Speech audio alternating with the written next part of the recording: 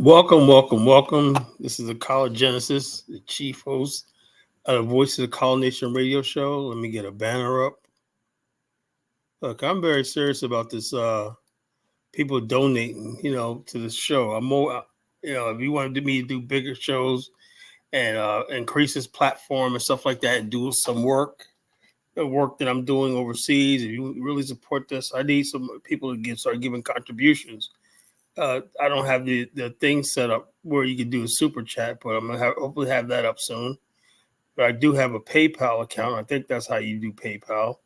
You just add my name, whatever like that on PayPal, and you can donate if you want to. If you feel this show is important and you support me, whatever like that, I like to see some contribution. Even this guy named him The Rock. If you hate me, like I said, support. If you can't support with a super chat or whatever, like, share, and subscribe. Bring your people over here to hate my guts when I debate me. Share this on Facebook. You think College Genesis is an idiot? He's lying. Hey, bring him over here. Colin, what's up, my G? Colin? It's been time for you to stop this daydreaming and become a man. The fact that FBA ain't African. We're indigenous to America. Nope. Sorry. You ain't indigenous to America, Unless you're American Indian, you are not friggin' indigenous to America. Your black ass is indigenous to Africa, The only thing, sub-Saharan Africa is what you're indigenous to. That's all it is. Live with it. Take that L. Live with it. You are sub-Saharan African. And tonight we're going to talk about, the topic of tonight is the Pan-African shuffle. The foolishness and the buffoonery that's in the so-called Pan-African, the Black conscious movement is what we're talking about tonight, That's what we're talking about tonight, the foolishness and nonsense.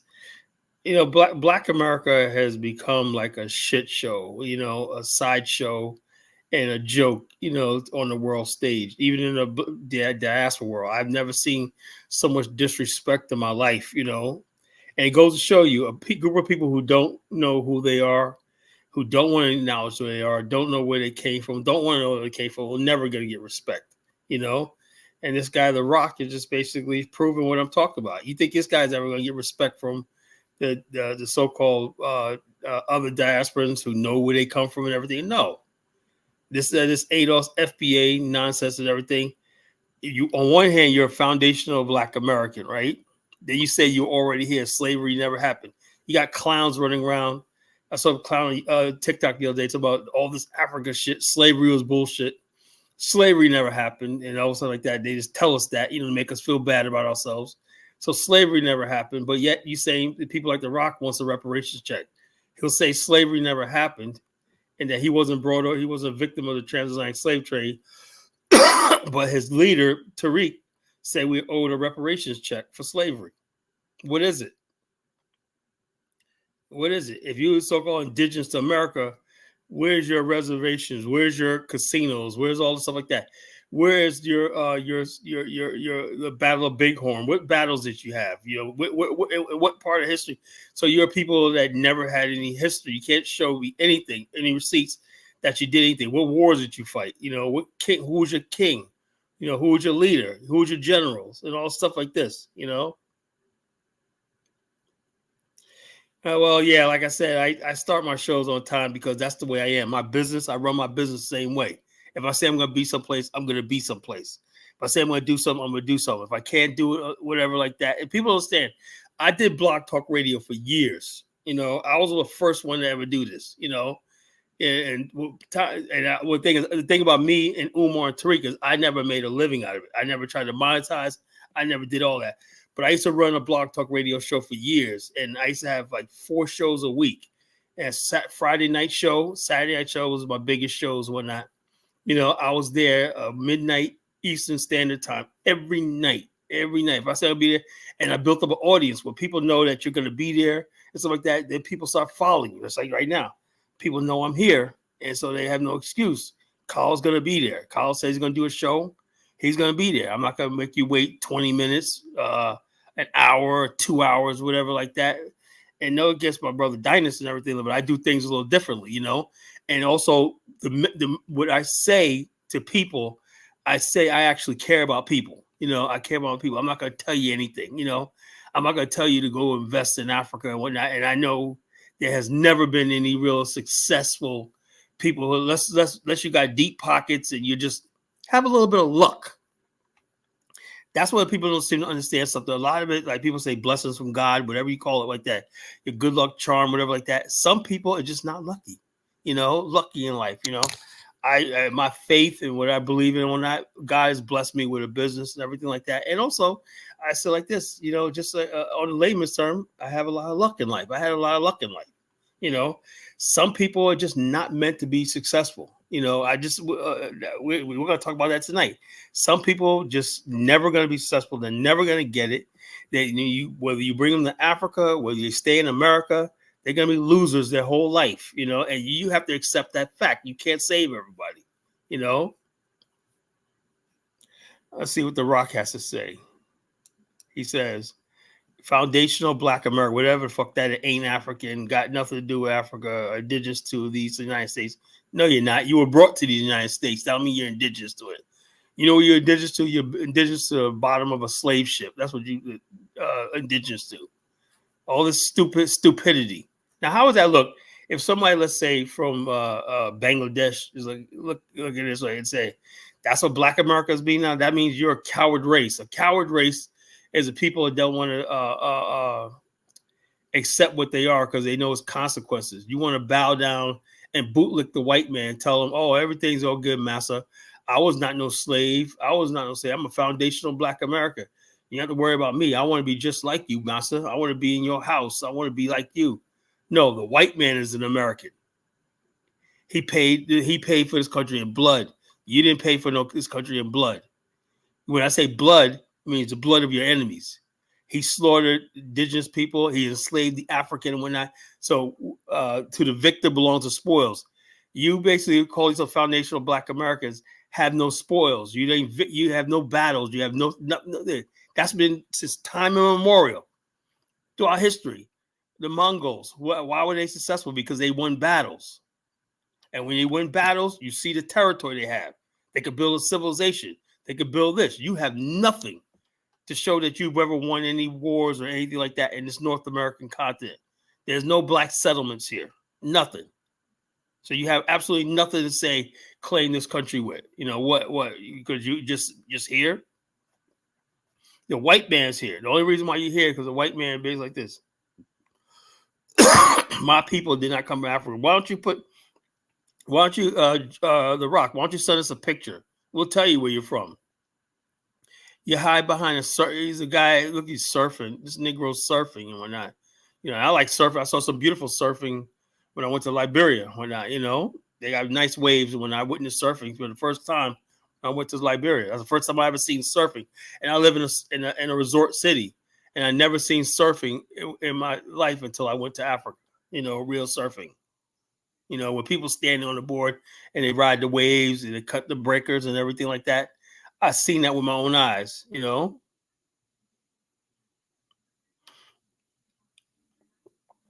Asian Draymond, the United States, Africa. I don't know who this is meant for.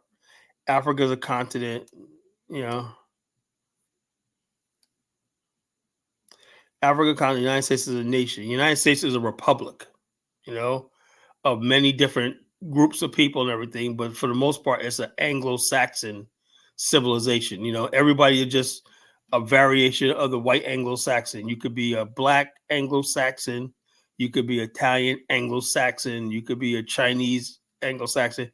You could be a Mexican Anglo-Saxon, what we call Oreos and stuff like this. And the bottom line is, so this guy doesn't believe that that he's slave descendant. I bet you anything right now, if they start handing out reparations check, suddenly you're a slave. Then, yeah, I want more reparations check. You know, Emperor, let him show. Let's see, let him show the status where he will say, yeah, I like to know where's the proof. Where is the proof that you are like this? Where's the ruins?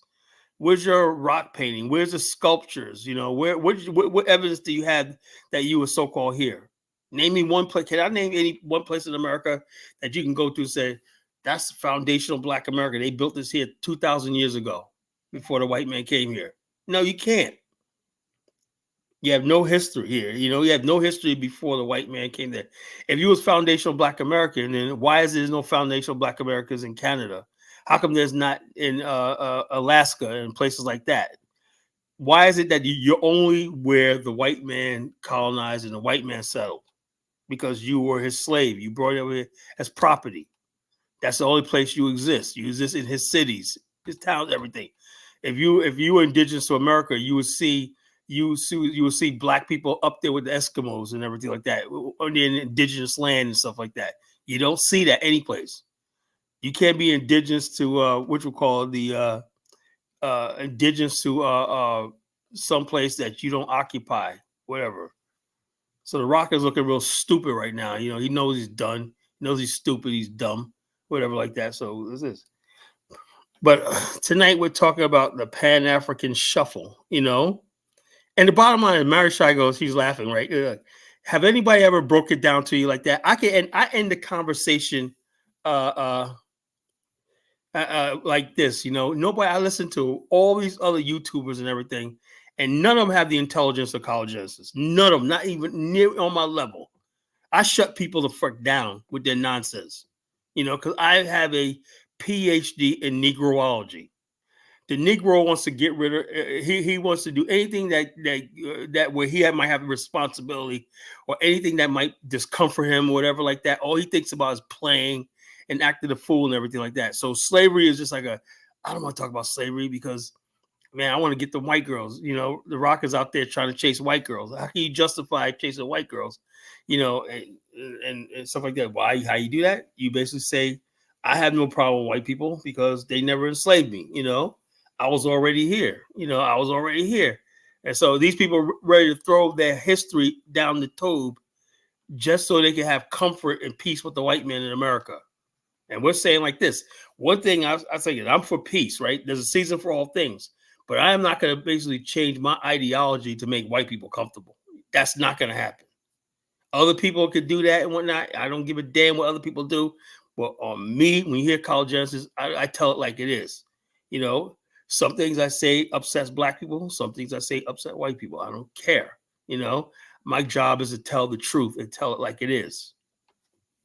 So getting up here talking about this, now I can say, look, yeah, slavery happened, and we could move forward from that, and yeah, we could talk about, you know, stuff like this, and I think Black and white people get along for the most part. But the bottom line, but the bottom line is, I am not going to sit here and be like, if I tell white people that that slavery never happened, they might like me more. You know, that's the dumbest thing I ever heard in my freaking life. And that's why The Rock is not commenting right now, because he knows how stupid he sounds. I would like to know where these so-called indigenous, so-called Black Americans, where's their villages? Where's the stuff like that? Where's the evidence that you were here? You know, where's the evidence that you were here? Show me something. Now he's an Indian. We was Seminole. You know, the Seminoles were nothing but Black slaves of the Indians and the Spanish. That's all they were. Seminole just means runaway. So the bottom line is, I'm a Seminole Indian. Yeah, you know the Native American 5 civilized tribes own slaves. So you might have somebody that's a Choctaw. I don't mean you're Indian. Just because you have an Irish last name, that don't mean you're an Irish person. You're a Black person who was owned by the Irish. You know. Yeah, Mari is very sad. You know, very sad.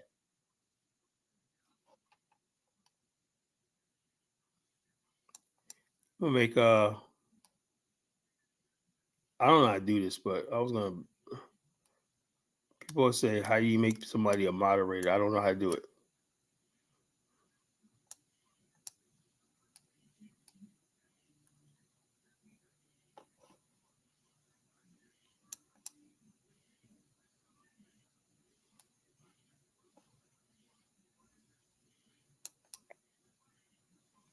Yeah, it's very sad. The saddest group of people on America is the so-called Negroes in America who are now trying to deny their ancestry, trying to deny it because I know it's painful.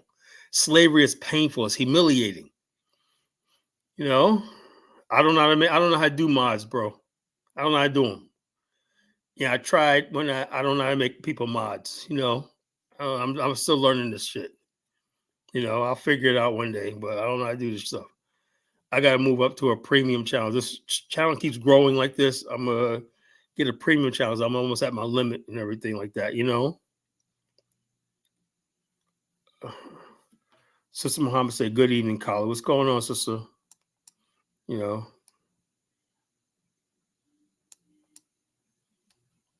I'm only handing out a few mods. I am not handing out no mod to no Negro who believes that they're friggin' that they're like this. You FBA Negroes will never be mods on my channel. Never. Over my dead body, you will.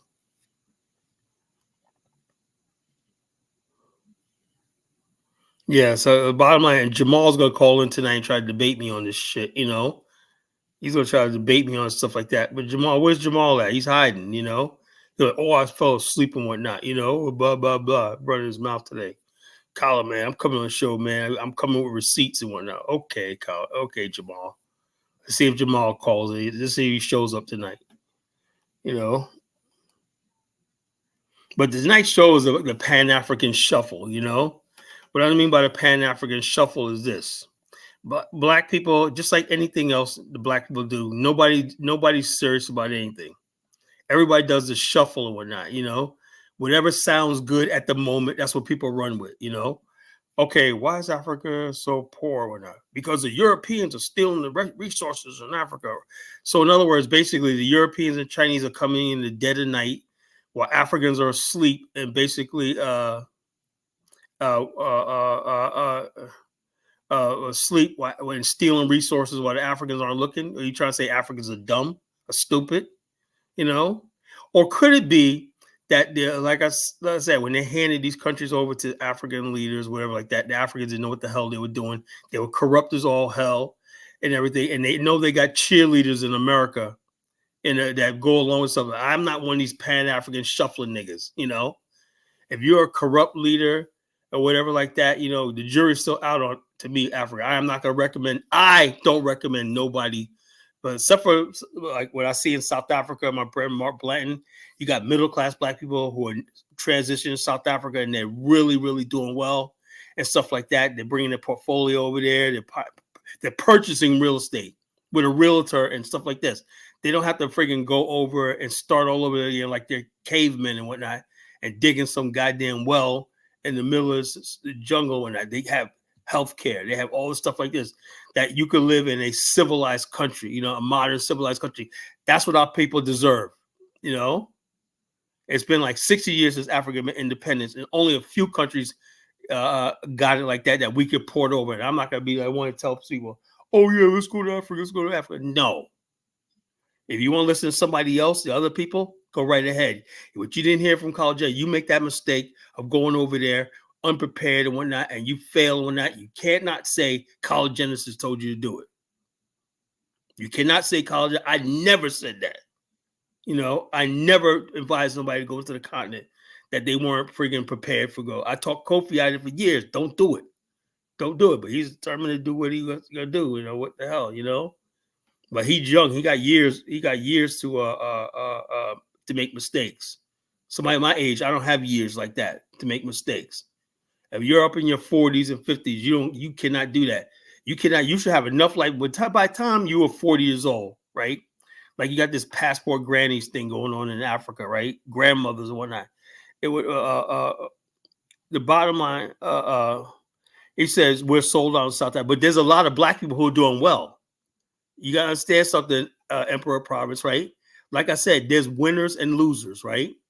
Not every black person is a loser. There are black people out there in South Africa becoming millionaires. So we're supposed to just discount that and talk about, oh, the black people are suffering and stuff. Yeah, but there's also a lot of black people who are winning. So there's a lot of black people who are winning in South Africa. And the bottom line, they have the infrastructure set up where you can win. But like I said, some things it takes a little bit of luck, and sometimes luck is not on your side. Luck is not on your damn side. Some people are just unlucky. They'll never get their shit together. Some people are lucky. Some nations are unlucky. Some nations are blessed. Botswana was blessed. That's why it's doing good. It's a luck of the draw. Sometimes people just, for whatever reason, can never figure it out. You have to realize that. Some people they're cursed. But I tell you one thing is, I want to be with the people who are winning. I believe in a winning team. If all the black people who are winning could get together globally, we freaking take this shit over. But the bottom line, we got too many losers and people like that representing us and everything, giving us bad advice, acting stupid and emotional, doing the Pan-African shuffle, like they're doing the whip and the nay-nay. It was like, you say whip, whip, whip, whip, and they have an excuse. Excuses. Let me whip it. Let me nay-nay, I don't know about FBA are winning, man. I'm gonna talk about that tonight. There's a lot of FBAs that are losing, in America. There's people that are FBA that are winning, and there's a lot of FBA that are freaking losing. It's not like there's like, oh, I'm FBA, I'm winning. No, there's FBAs that are doing really well, so-called FBA. I don't like that term, right? And then there's people that ain't worth 2 cents. That's just the truth. They're never gonna win. They're always gonna be failures. They're always gonna be outcasts, and they're always gonna be angry, and they're always gonna be unhappy. The laws of power, the book of laws of power says, avoid the unhappy and the unlucky. Well, if we're the premium blacks, Nakmeezy, our good friend, that we're the black race must be in serious trouble. Anytime Black America is a premium black, so something's freaking wrong. That means you're saying that the black race is just really fucked up. And when you got people out here talking about they don't even know who they are. At least other people know who they are. Can we agree with that?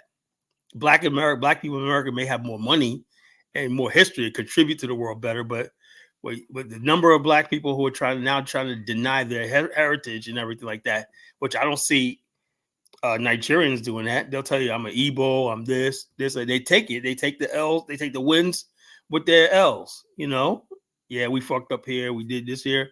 Black people is basically going out here talking about, damn, slavery never happened. But the thing is, though, we could say that about the Nigerians, but at least they don't deny their bloodline, their heritage. So that's what I'm saying.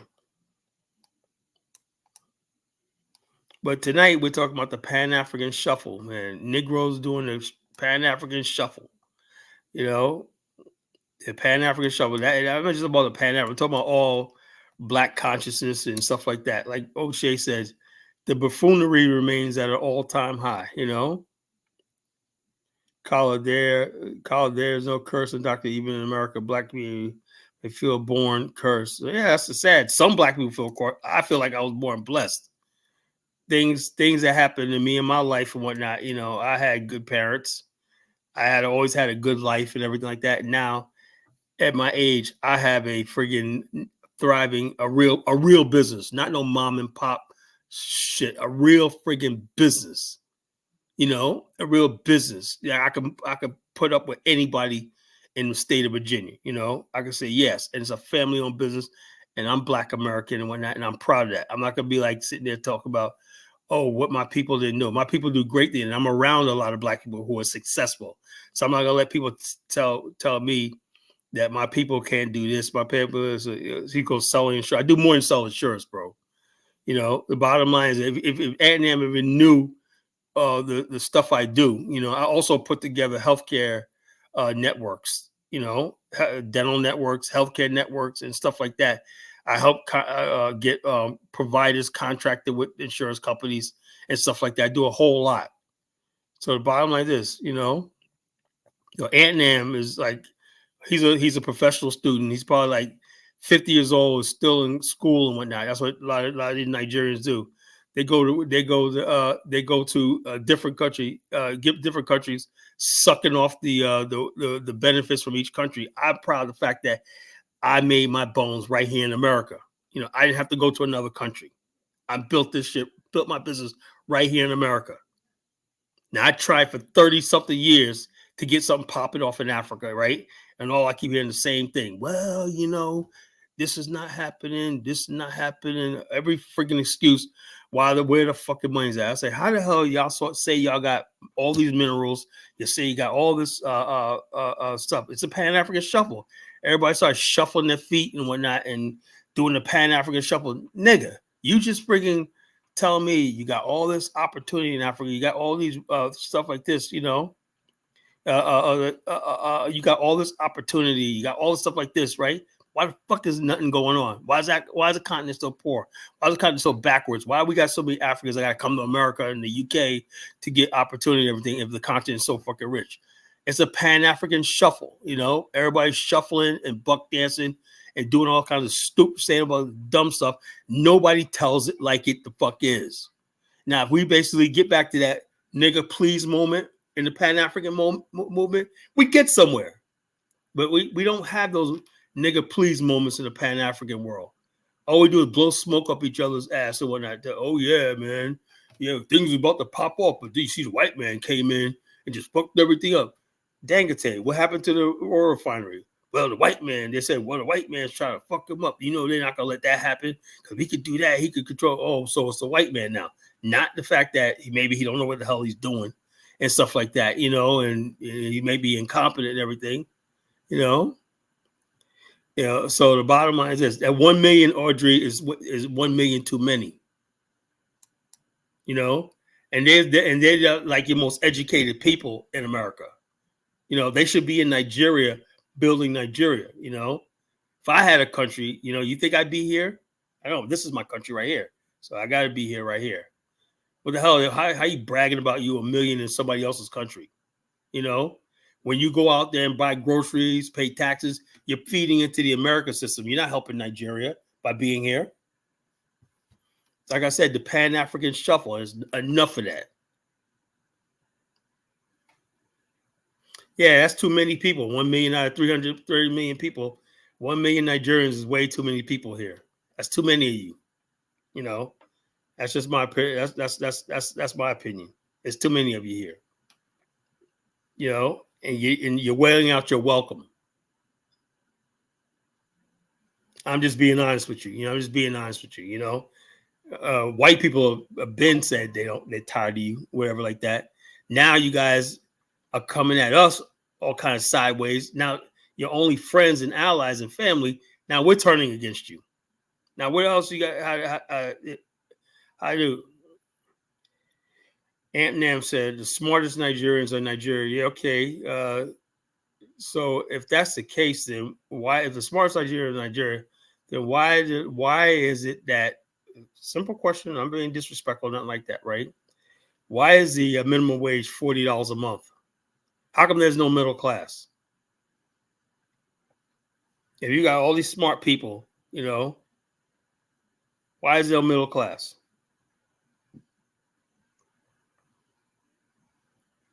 Mexicans are not my problem, because why? The Mexicans do their own thing. They got their own country, back and forth and everything like that. I don't have any problems with Mexicans. I didn't grow up, but I'm from the East Coast.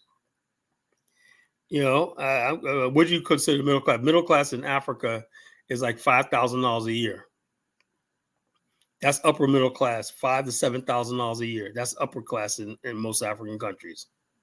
The people who got the highest per capita income in sub-Saharan Africa is Botswana. They don't even have no oil.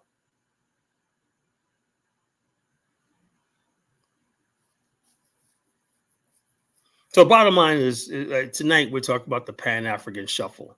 You know, is it time to have a real honest to God thing about the future of the black race? Because if we don't do this, right, we're not going to leave nothing for the next generation. And I sit there, I watched 30 something years I've been involved with this movement, right? And I don't see no freaking thing. Yeah, but the thing is, it wasn't even so much the diamonds, Mufasa. the way they do it, they have a company called Debswana, which is it was a government-owned company that's partnered with De Beers, right? And with Debswana, that not only do they vertically integrate other industries with the diamond industry, and they make jewelry, they make all stuff like this, and they basically get maximum value out of diamond. They don't just have a foreign company come in and take diamonds out and give the government thing. That's the difference. So they're able to therefore they created a middle class out of ordinary Botswanans. That's a difference, you know. So they may have diamonds. If you have a precious mineral, your goal is look at South Africa. Why is it that you have a country like South Africa that should be the prototype of how you develop your industries and build an infrastructure and everything? And African countries just completely ignore that. First of all, the companies in South Africa trade on the Johannesburg Stock Exchange. They have foreign companies, but they also have local companies that invest too, and stuff like that as a corporation. But in most countries in Africa, it's a foreign entity altogether. And they may hire some Africans and everything, but they take all the wealth out of the country, and they basically, the management and everything like that is owned by foreigners, you know? That's another thing. Whites own South Africa. I hope Lozy comes in here tonight and spell all that. Well, I'm saying like this. You know, for all you say whites own South Africa, there's an awful lot of black people down there from America that's doing really well. And so, and I'm not even freaking a South African fan. I'm not. I don't believe in these multiracial societies and nothing like that, you know. But the thing is, though, when you look at it, and I'm just being fair, right? South Africa is a better fit for black people in the West if they're gonna go, if they want to live on the African continent. If not, stay your black ass in America, you know. You know. So that's the way I see it, you know. So the bottom line is the Pan-African shuffle, and the tide of black people in America always defending Africa at all costs. We have not gotten any place defending Africa's bullshit, you know, and listen to Africa's bullshit. You know, I saw this one girl on TikTok. Her name is My Big Auntie. She's a Liberian, right? Native Liberian, right? She's always on TikTok talking about the America Liberians this, America Liberian this, blah, blah, blah, blah, blah, blah. And then you got all these so-called African Americans. I'm so sorry what my ancestors did to your people in Liberia. Do you understand that these people from day one were going to war with us in Liberia? And then when they did succeed in taking the government over in 1980, they turned the country into a freaking loving shithole. That's why they got to come to America. But when you do the Pan-African shuffle, you're self-loathing. You automatically think there's something wrong with you, you know, and not a damn thing wrong with me. You know, I am not apologizing for who I am anymore. And that's what the Pan-African movement has been about. Let me apologize for being Black American. Let me apologize for being African American. Let me get on my knees to Africans and tell them how great Africa is while they shit on our fucking culture here. I shit on our people here. That's the Pan-African shuffle. You won't hear from me. You may hear from some of my colleagues and everything, but you're not going to hear from me. I spend a lot of time. You know something? I go on TikTok, you know, to be honest with you. You know, TikTok is becoming so anti-Black American. What do these people do? They sit around all day. Black America this, Black America this. Reason why Black America. And these black guys living in fucking flies and feces and shit. Worrying about what the fuck Black America's doing, you know? I don't know how to give out wrenches, so I don't know how that's done. So I don't give out wrenches because I don't know how it's done, you know? You know, I don't know how it's done and everything like that. Somebody could show me how to do it. I'll give out wrenches, whatever. But I don't know how it's done.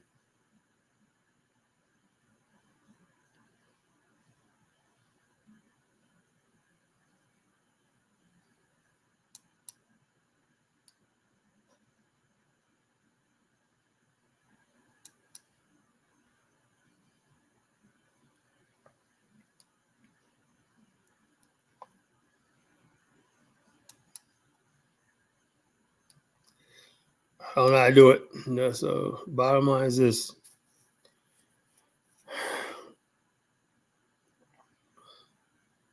Well, I let people talk on my platform. I let people talk and express their opinion. Only when people start getting belligerent and stupid and spamming do I'll ban people. Nah, Nak, I'm not like that because if like let me give you a perfect example of what I'm talking about. I got no problem with anybody that wants to reach his hand out and wants to be my brother. I don't be like I told Jamal today. I don't give a damn whether you're Nigerian, Ghanaian, Liberian. I don't give a shit about that. So long as there's mutual respect. What I'm seeing now is that the respect is not mutual. Everything's about respect. It's all about the respect. And I'm not gonna freaking come at nobody unless you come at me first. You come at my people. When you talk about Black America, right? Black Americans are lazy, and I hear stuff like, "Well, I was told that to stay away from Black Americans when I come to America, whatever like that." I mean, you don't have enough sense. Even if you were told that, why would you say that with pride? I was told to stay away from Black America, like you believe in your heart that you're somehow better. No, I was not married to a Black. I was engaged to a Black African American girl for a long time. Her and I were together for like 18 years on and off, before I got with Isabella. And I got with Isabella 2017. Isabella and I have been together since we've known each other since 2014. She was just my online pal. I don't have a baby mama. No, I don't believe in that baby mama culture. No, I don't have a baby mama and all stuff like this. I wrap my shit the fuck up. And the bottom line, Africans make a lot of generalizations about us and stuff like this. And while we're always defending them, I remember one time when I was a kid, right? White people were making jokes about the Ethiopian famine thing. And we had to go on things that said Ethiopia is not bad. It's just that they're going through a famine, whatever like that. And the Ethiopia, they used to say joking, what's the fastest animal in the world? An Ethiopian chicken.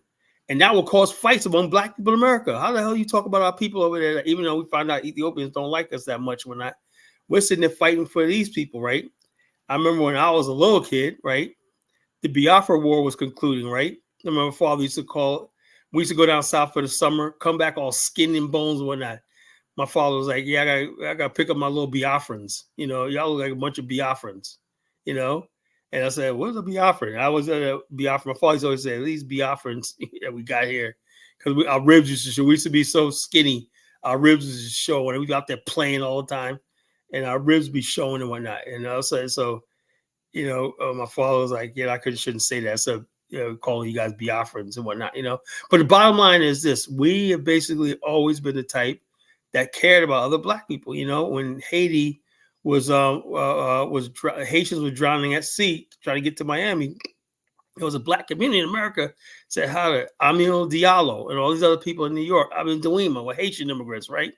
They were abused by the police and stuff like this. It was Black America. Diallo was from Senegal. Louima was from Haiti. We were ready to go to war for those brothers. But at the same time, we hear stuff like, Black Americans ain't shit. Who do you think is your only allies here in America? And I can't keep telling Black people, oh, in the spirit of pan-Africanism, we guys no. Black people are just saying, look, man, fuck you, Colin. And that's what's destroying the so-called pan-African movement. With that, let me get Nakmeezy on, see what Nakmeezy got to say. I'm bracing myself. I wasn't engaged for 18 years. We were dating for 18 years. And then we were 18 because she was hot and she was beautiful. Look, let me tell you something, bro. Some women are worth all the trouble. My ex-girlfriend was freaking smoking fucking hot. She was a dime piece, And so basically I didn't have the power in that relationship whatsoever. She had the power right now. She was a fucking dime piece and a half. So the bottom line is this, I was just happy to be with her, I'm saying, like this. I was lucky to be with her. And then, like I said, she got older, whatever like that, that power she once had wore off and whatnot, and I started getting into my Pan-African stuff, right? And so I gave Isabella, I said, look, Isabella won my heart, we broke up and right there, Isabella's right there, she won my heart. We've been together since 2017. So, what's up, Nakmeezy? What's going on? What's on your mind? God bless Black America and the premium blacks of the world. How are you, sir? Well, that's good. That's good. That's good. But like I said, we're doing not the Pan African Shuffle tonight. You know, Yes. Pan African Shuffle tonight. Everybody's gonna get spanked tonight, man. Black America, Africans, everybody got to get their little licks tonight and whatnot.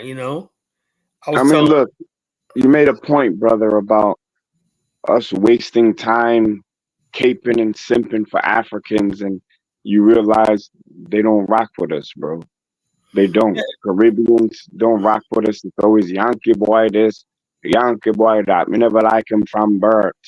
All this other bullshit that they talk. So at the end of the day, you gotta focus on internal customer service. We have too many issues amongst Black Americans, well, that we don't need to be wasting time and resources, and on some shithole continent where those people can't even get their shit together. Focus on us, man. I've been telling you this for 3 years, brother. You're finally waking up to the fact well, that these well, people my don't whole thing, rock with Nick, us. is this. My whole thing is that what changed me was the fact that I used to always think that Africans. I automatically assumed that Africans were like us. Like there Nah, was a great plan and whatnot. So African Americans, we go someplace, right? Next, Black Wall Street's built. We go someplace, and next, the political dynamic, cultural dynamic change and everything like that. We want to get to the next level. But I did not know that there's a lot of Africans. Basically, I'm like, though, look, do you understand that if you don't do this, your country's going to be in a real shit city situation, and they don't care. And I'm like this, how do you not care? And the bottom line, and then it dawned on me that when I started talking about stuff, even when white people come at them, right?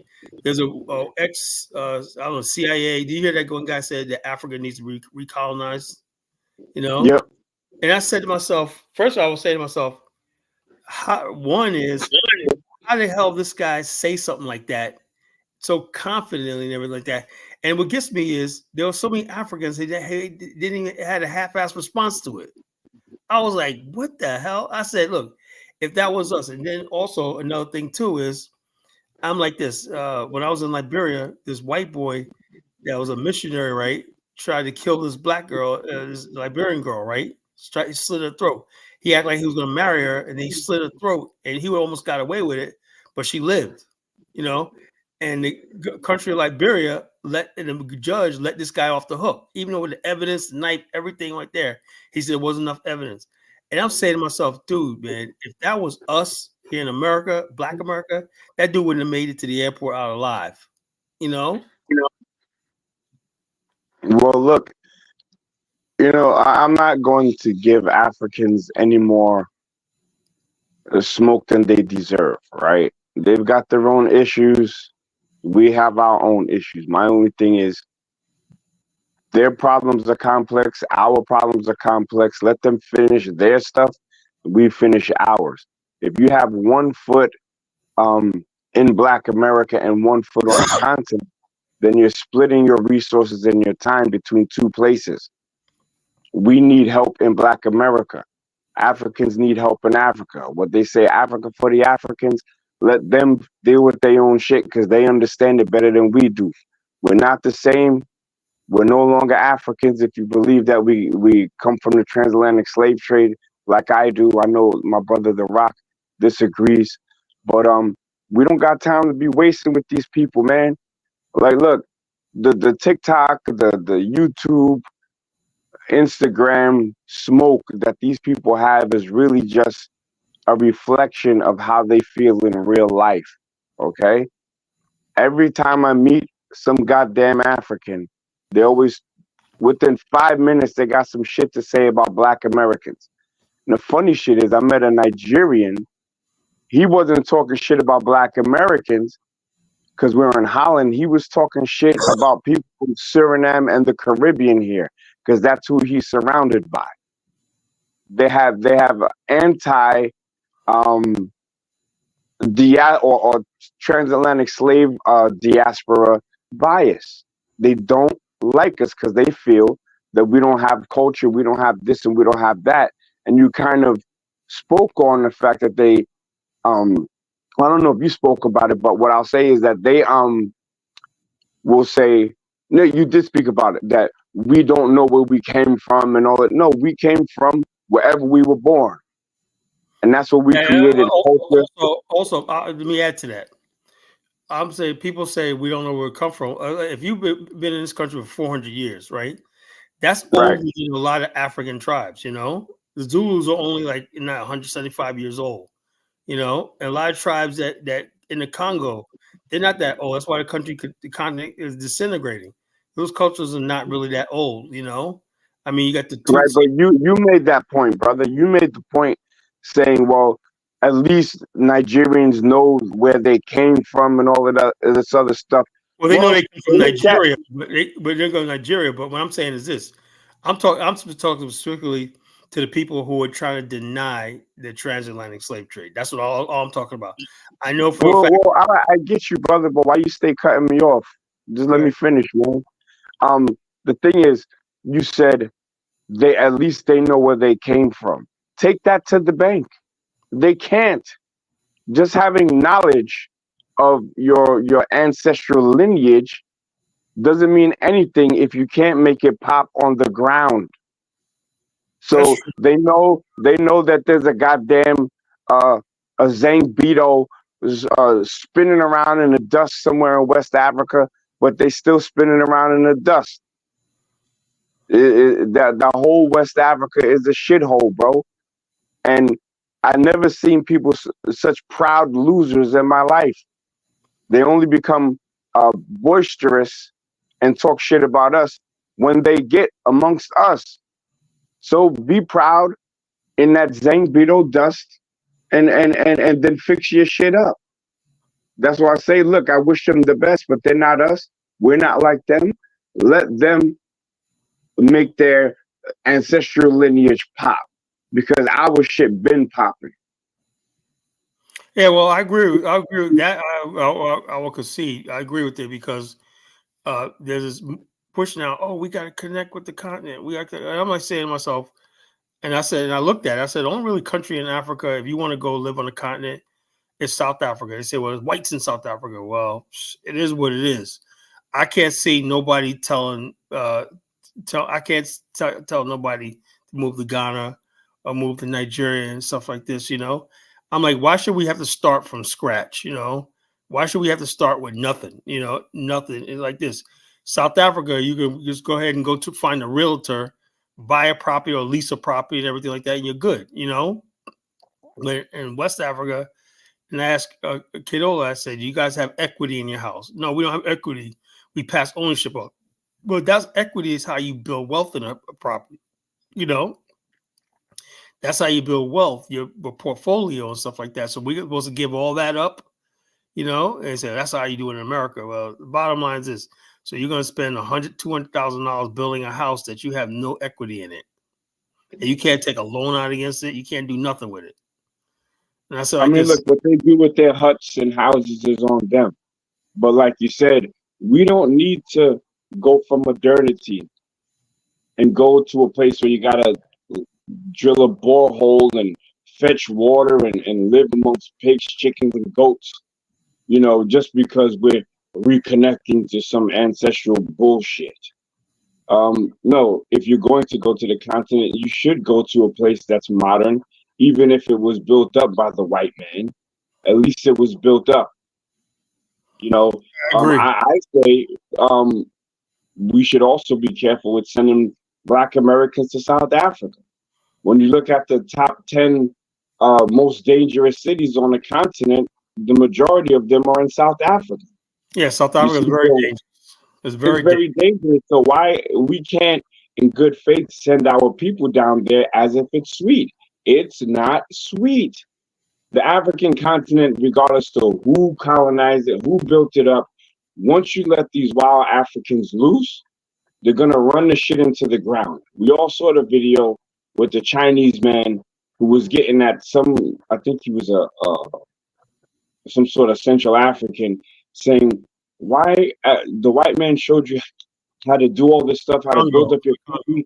As Congo. soon as you leave, as soon as he leaves, you guys destroy it. That's a fact.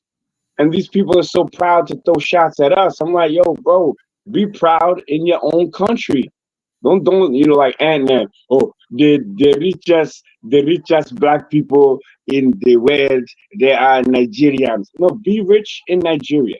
Build yourself some toilets because you surpass India as the number one pooping destination in the world. Open defecation. Like they got to get their shit together literally. Yeah, I can't deal with that open defecate. I watched a video today. India, they said Indians are coming to Canada, and they're doing open defecation on beaches and whatnot. And that's the new multiculturalism. Multiculturalism teaches you that our third world brothers and sisters, that's the way they do it. And so they ruined a couple of beaches. I'm gonna see if I can find the video. They ruined a couple of beaches in Canada by open defecation. And I'm like, what the hell? I'm like, shit. Where you guys are like this? Let's see. I'm like, let me play it. Yo, let's talk. Hello, Yeah, go ahead. hello. Yeah, let's talk about these these passport grannies Oh yeah, going over there, literally looking like somebody's mama, dating these young black men. These women are straight sex tourists, and it's like they're camming up on video, right? Putting the camera in their wrinkled ass gray faces, trying their best to hold on to their youth via AAVE when it becomes convenient, and then they pan to some young Nigerian man who's being robbed of his best years in terms of dating and exploring and being able to connect with someone of his own culture, of his own age. They're going over there just trying to get smashed by these young long stroke kwamis. yeah, It's embarrassing. That whole Back to Africa movement is embarrassing. These borehole tycoons, you know what I'm saying? Going over there, kente cloth colonizers. I don't got time for these people. They go over there just because they don't want to compete in America, and they're the main ones that will be apologizing for to Africans who got smoked for us. Oh yeah, I don't know my culture. I had to come home and I had to do this. You come home from what? To get smashed down by a dude that looks like he could be your son? So he can essentially grape your pockets, and then kick you to the curb and spend all your money on some young, beautiful Ghanaian woman? Like, stop it. These people are goofy. All these new age Pan Africans going back to Africa are goofy. They're all I agree. goofy. Look, Nak, we don't agree on a lot, but you know something. You got that right there. I agree with, and I'm tired because I Brother, don't you like need being to get with associated. me, man. I'm gonna get you an FBA t-shirt, brother. Oh Come no, on that's going too far because I be home. both both groups are just I just think there's something seriously wrong with black people. That we act like that. That over in the Pan African world. I should know when Negroes are Negroes, no matter what they do, whether they're FBA or they're Pan Africanists. We don't know how to do shit right. And I'm saying to myself, you going over there to Ghana, like ES, she had a drug charge. I found out. And then she abandoned her 3 teenage daughters to chase that dude, Prince Aku, whatever his name is. And she's over there. I mean, it was just so embarrassing. And they also said now she's having problems with this new guy, like this new guy bounced on her. And I'm saying to myself, man, what the hell is going on? These women are friggin' and they got a nerve to. I can see if you do stuff like that, right? If you got dirt, why do you feel it necessary to friggin' put it on YouTube for the world to see it? That's You what know, I. yeah, exactly. They're airing their lives on YouTube. These people are living with cameras in selfie mode and doing everything so the world can see. Where do adults do that? In the Yeah. Pan African shuffle space. That's where they do it. Everybody's trying to be. I'm the more authentic Pan-African. I'm really look at this. I'm doing this. I'm doing that. Look at my man. Look, listen to the prayers in the background. Look, oh look at this. Look at the kids. They call me Obroni. Like that. Come on. These people just didn't want to compete. And I'm not going to beat them down. But what I'll say is maybe they were suffering from racial battle fatigue, and thinking Yeah, that it punch was drunk. better They're punch on the drunk. continent. Right. Punch drunk, exactly. Pan-African punch drunk. Yeah. Maybe they thought it was gonna be sweet over there until they get the land taken. Look, man, what kind of value are you going to get out of any human being that's going across the continent or the oceans to take advantage of free shit, or they're giving out free land? If the word free attracts you in any form of life, then you are not ready to be relocating to another country that's already struggling. Another continent. That means you a broke ass motherfucker that needs to build your own wealth up and better yourself. Yeah, I agree. I was taught to despise the free lunch. Anything free, despise. These people are bums. They're punch drunk Pan-Africans going over there to try to act like there's some of this and some of that, and then wag their fingers in the face of people who haven't left. Oh, you're still on the plantation. Well, the original plantations were in West Africa. Let's keep it 100. Let's keep it 100. The first enslaved were there. So you going back to the plantation, dumbass. So you're saying I'm making my case tonight about the Pan-African shuffle, Oh, I mean, we're cooking together, brother. That's why I'm putting in the order right now. What are you, an XL? I'm getting your t-shirt right now, brother. Nah, it's all right. I'll take a blank t-shirt. I can always use another t-shirt to wear. But the bottom line is like you were saying, people who are not making it in America, right? They make a $30 trillion economy, and people think they're gonna go over to Africa and get rich overnight. And they're gonna go, oh, I'm gonna live in this pan. And then when it doesn't work out like that, they're bitter. I know so many people, horror stories. That like people going over there talking about, yeah, man, it's like this. When you give out money, right, they expect more out of you. As soon as you basically stop giving them money and everything, then they turn on you. That's how I'm having my girl Lucy. She employed these people on her farm, whatever like that. Next thing you know, goats came up missing, chicken came up missing, and she fired you. And then people came in, the whole village came out there and said, don't fire them, whatever like that. She goes, this is a business decision, Audrey said, Kyle's happy when you talk about immigrants. No, it's the fact that I think it is with the black immigrants like this, they forget that we're the freaking majority here in America. They forget that. We're the majority. You can't bully us in our own territory. We got the high ground, So you come here, you can't come here rearranging everything, rearranging furniture. And we let people get away with that in the name of so-called Pan-Africanism, and enough of that. If the Pan-African movement is ever going to survive, man, it has to be of mutual respect. And also, I said this on the last show the other night. I said, look, we got to have, you have to be selective about what people you deal with. Look, just because somebody's African don't mean they're our level or whatever like that. You got to have people that's, like Rwanda is a beautiful country. I think Rwanda could be a nice country if black people if you want to do that, South Sudan, hell no, But you got let black Rwanda be nice for the Rwandans, bro. Yeah, no, but what I'm saying, Nak, is if somebody like you got a lot of people, black people retiring, they're going to places like Belize, they're going to places like the Philippines. If Africa is another option, I don't think anybody in their 20s, 30s, and even 40s, right, who don't have a pension or don't have a 401k should go to live on the continent. Just my opinion, I don't believe that. No, they damn sure shouldn't. Look, why do people go to Asia? Why do people go to Mexico? Because it's easy to get in. Their visa policies are a lot easier. Africa doesn't have their shit together. And let's shout out our brother Audrey Kemi, who's probably this short, fat Igbo man acting like she's a woman all these years. I just figured out Audrey. That's a man. That's not, because she never calls in. She's always like, Nakmeezy, you did call in now. and he never calls She in always does himself. that to But me. So, Kyle, you gonna call in?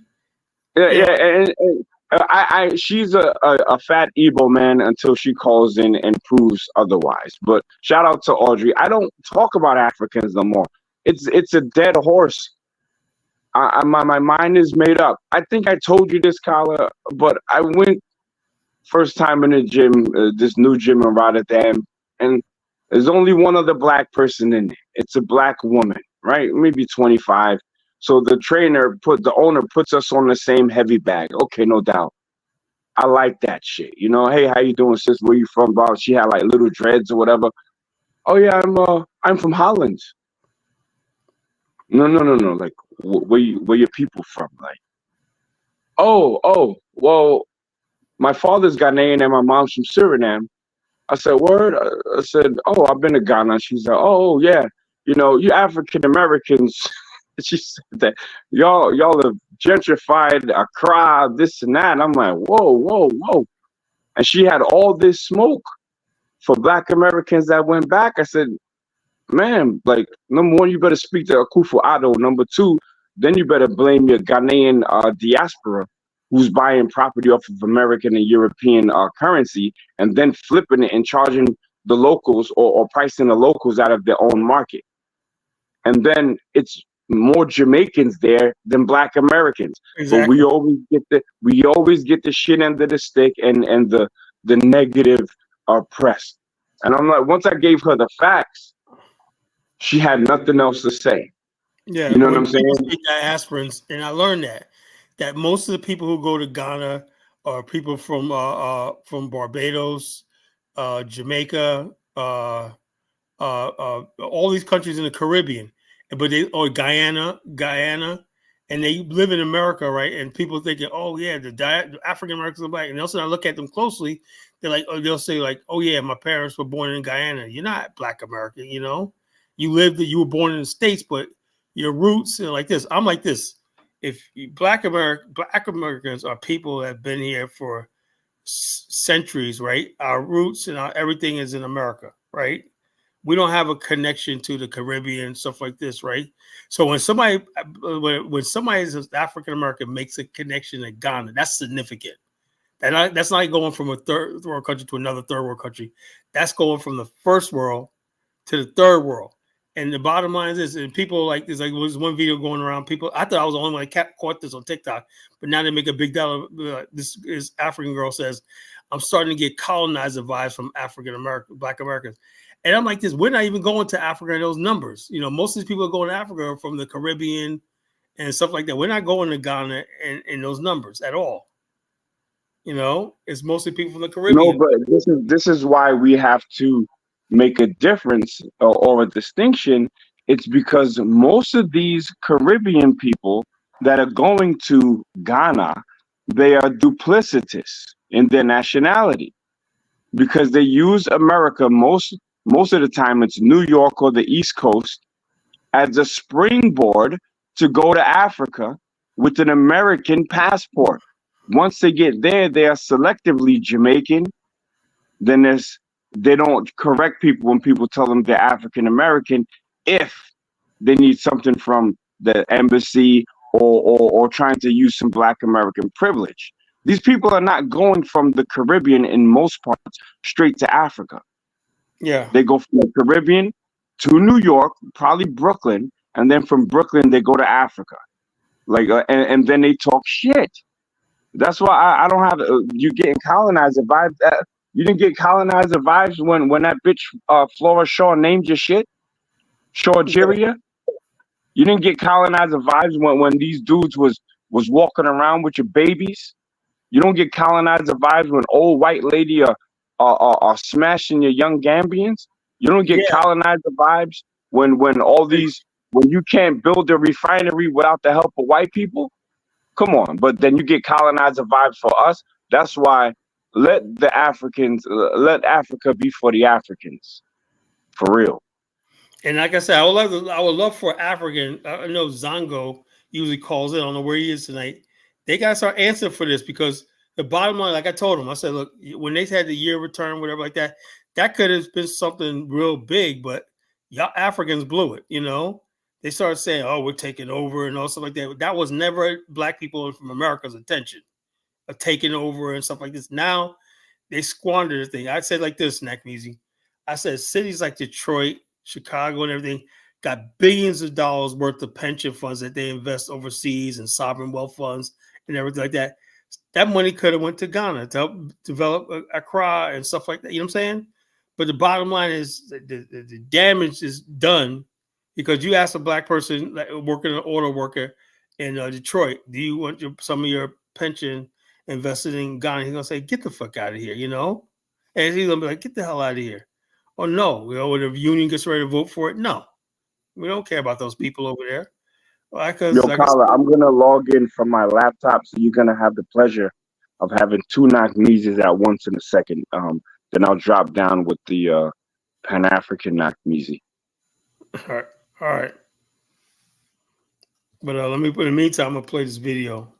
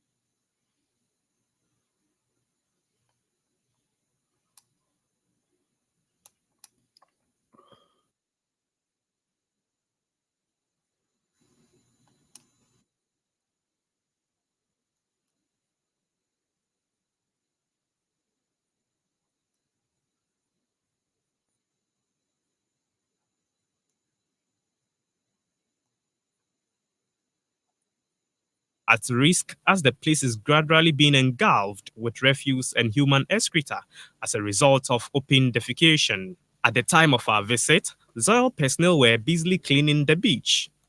But that could not even deter the perpetrators as they would go and squat, making work very difficult for Zoil.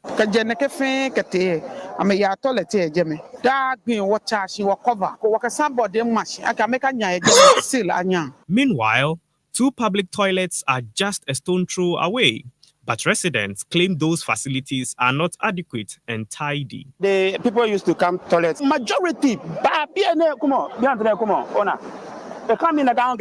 Christopher Okogogo is the assemblyman of Adiembra electoral area and also supervises Zoil activities at the beach. A lot of the people who have come to squat from this side, they are from the town. And according to the assembly too, has done his best to make the public to know that there's a public toilet around the communities. They should go there and then do their own. But they refuse. We are trying our best. We are working hard. Actually, Zoil has worked hard to stop. So this is the La Abese in Shona, a very prime area within the La community, because you have the Splash Omanye House here, and also the La Badi Beach Hotel, as well as the La Palm Royal Beach Hotel. But unfortunately, this area has been turned into a place of convenience where many people come here from time to time to have or do their own thing, which according to residents here, it's really affecting tourism. They want something to be done about it, perhaps building a new toilet facility here for them. From the La Dadekotopon municipality, this is Gabriel Obodai Togbashon reporting for Metro News. Yeah, it's sad situation, you know. Of course, because but hey, people tell us this is Democracy Now, democracynow.org. War, Peace, and the Presidency, Breaking with Convention. I'm Amy Goodman with Nermeen Sheikh. We're continuing to look at Donald Trump's running mate, Ohio Senator J.D. Vance. Like I said, you know, stuff like this, you know, is basically reality. You know, reality. You know, reality. This is reality of people open defecation. You know, and it's like, you know, that's you're telling me, okay, that's what I have to friggin' look forward to. You know. And says Michael Savage, a racist Jew, says blacks were destroyed in New York City because they were throwing furniture from the window. That's a lie. Black people built New York. While Michael Savage talk about his Jewish people that did nothing for New York but loot the place and everything. Brownsville, Brooklyn. You heard about that, Nakmeezy? But the Jews were inspired. The Jewish people don't understand. Jews with gangs in Brownsville, Brooklyn. That's where the Black Hand was, Oh, absolutely. Like when you know the true history of New York and gangsterism, Chicago and gangsterism, the world and gangsterism, you'll realize that the white man is the original gangster. Yeah, really bad. The Jews in Brooklyn, they were worse than the Italians, because they had a group called the Murder Incorporated, and so Brownsville, Brooklyn, and whatnot. They used to set the biggest thing was setting buildings on fire and collecting insurance fraud money, So the bottom line is Jews that have nothing to talk about black people about, they have nothing to talk about. And that's why I said people like Adnan, what they do is they listen to white conservative racist radio and everything bad about Black America, they believe, And so, like I said, how are you going to have a Pan-African movement when people see always talk about the worst in us? All right, IC3, you want to talk tonight? I don't want to hear about reparations, man, because this is not reparate. Talk about something else. But please don't talk about reparations. No, I'm just here. I was listening to what you both were saying, and I was just, yeah, you're both correct. But as I was listening, I was thinking, with the kind of knowledge and wisdom that you've both accumulated over the years, let's go into solution mode. What I know in general, you kind of Genesis are saying, okay, you've got to build an African-centered new system. I don't understand. Yeah, but has a thing though. Who's in the way? The Africans themselves. They're the ones that's in the way. We could have built a pan. Wow, that's a heavy statement, man. It is, but it's the truth though. After 35 years, I'm just came to the conclusion, right? Because we sent how many Nakmeezy, how many Pan-African missions we've been sending over the continent for the last 60 years? Met with high-level people, Kwame Nkrumah and all this stuff like that. We had the Festac of 1977. We had the Rumble in the Jungle and yeah. So the bottom line is this, and we came there with Nelson Mandela in 94 and whatnot, so the bottom line, ain't nothing came out of this. And why? Because the African on the continent, he has the power, and he has the power. What you see, let me tell you another thing too. People don't understand. I've learned this just over the last year. I have a lot of Angolan business partners, right? And they got oil, they got diamonds, they got everything, right? But they said, look, the people who got the capital are the ones holding the cards. Because whatever, let's say you have a person that wants to get into gold mining, whatever like that, he'll have 100 people that he could deal with, and they always go for the best deal, whatever like that, So the bottom line is you can have all the minerals, right? But the white people don't need your minerals at that time or for that price, well, you're not getting anything for it. There's nothing vital that Africa has that the world can't live without. That's just the truth. People don't understand that. People are like, okay, well, oil, okay, yeah, well, that's relative. Like the United States could do its own oil. Saudi Arabia has oil. Russia produces gas and stuff like this, Mm-hmm. The bottom line is nothing that Africa really has to bargain with, And the only thing they really had to bargain with was the large numbers of black people in the West that could have, if Africa was attractive as far as like built like the commodities and stock exchange and built industries and whatnot, they could have invested in whatnot by billions and hundreds of billions of dollars and open up our own financial systems on the continent and everything like that. And but since the Africans don't want to do that, they didn't want to do that. They rather come over here and try to compete with us and talk shit about us and whatnot.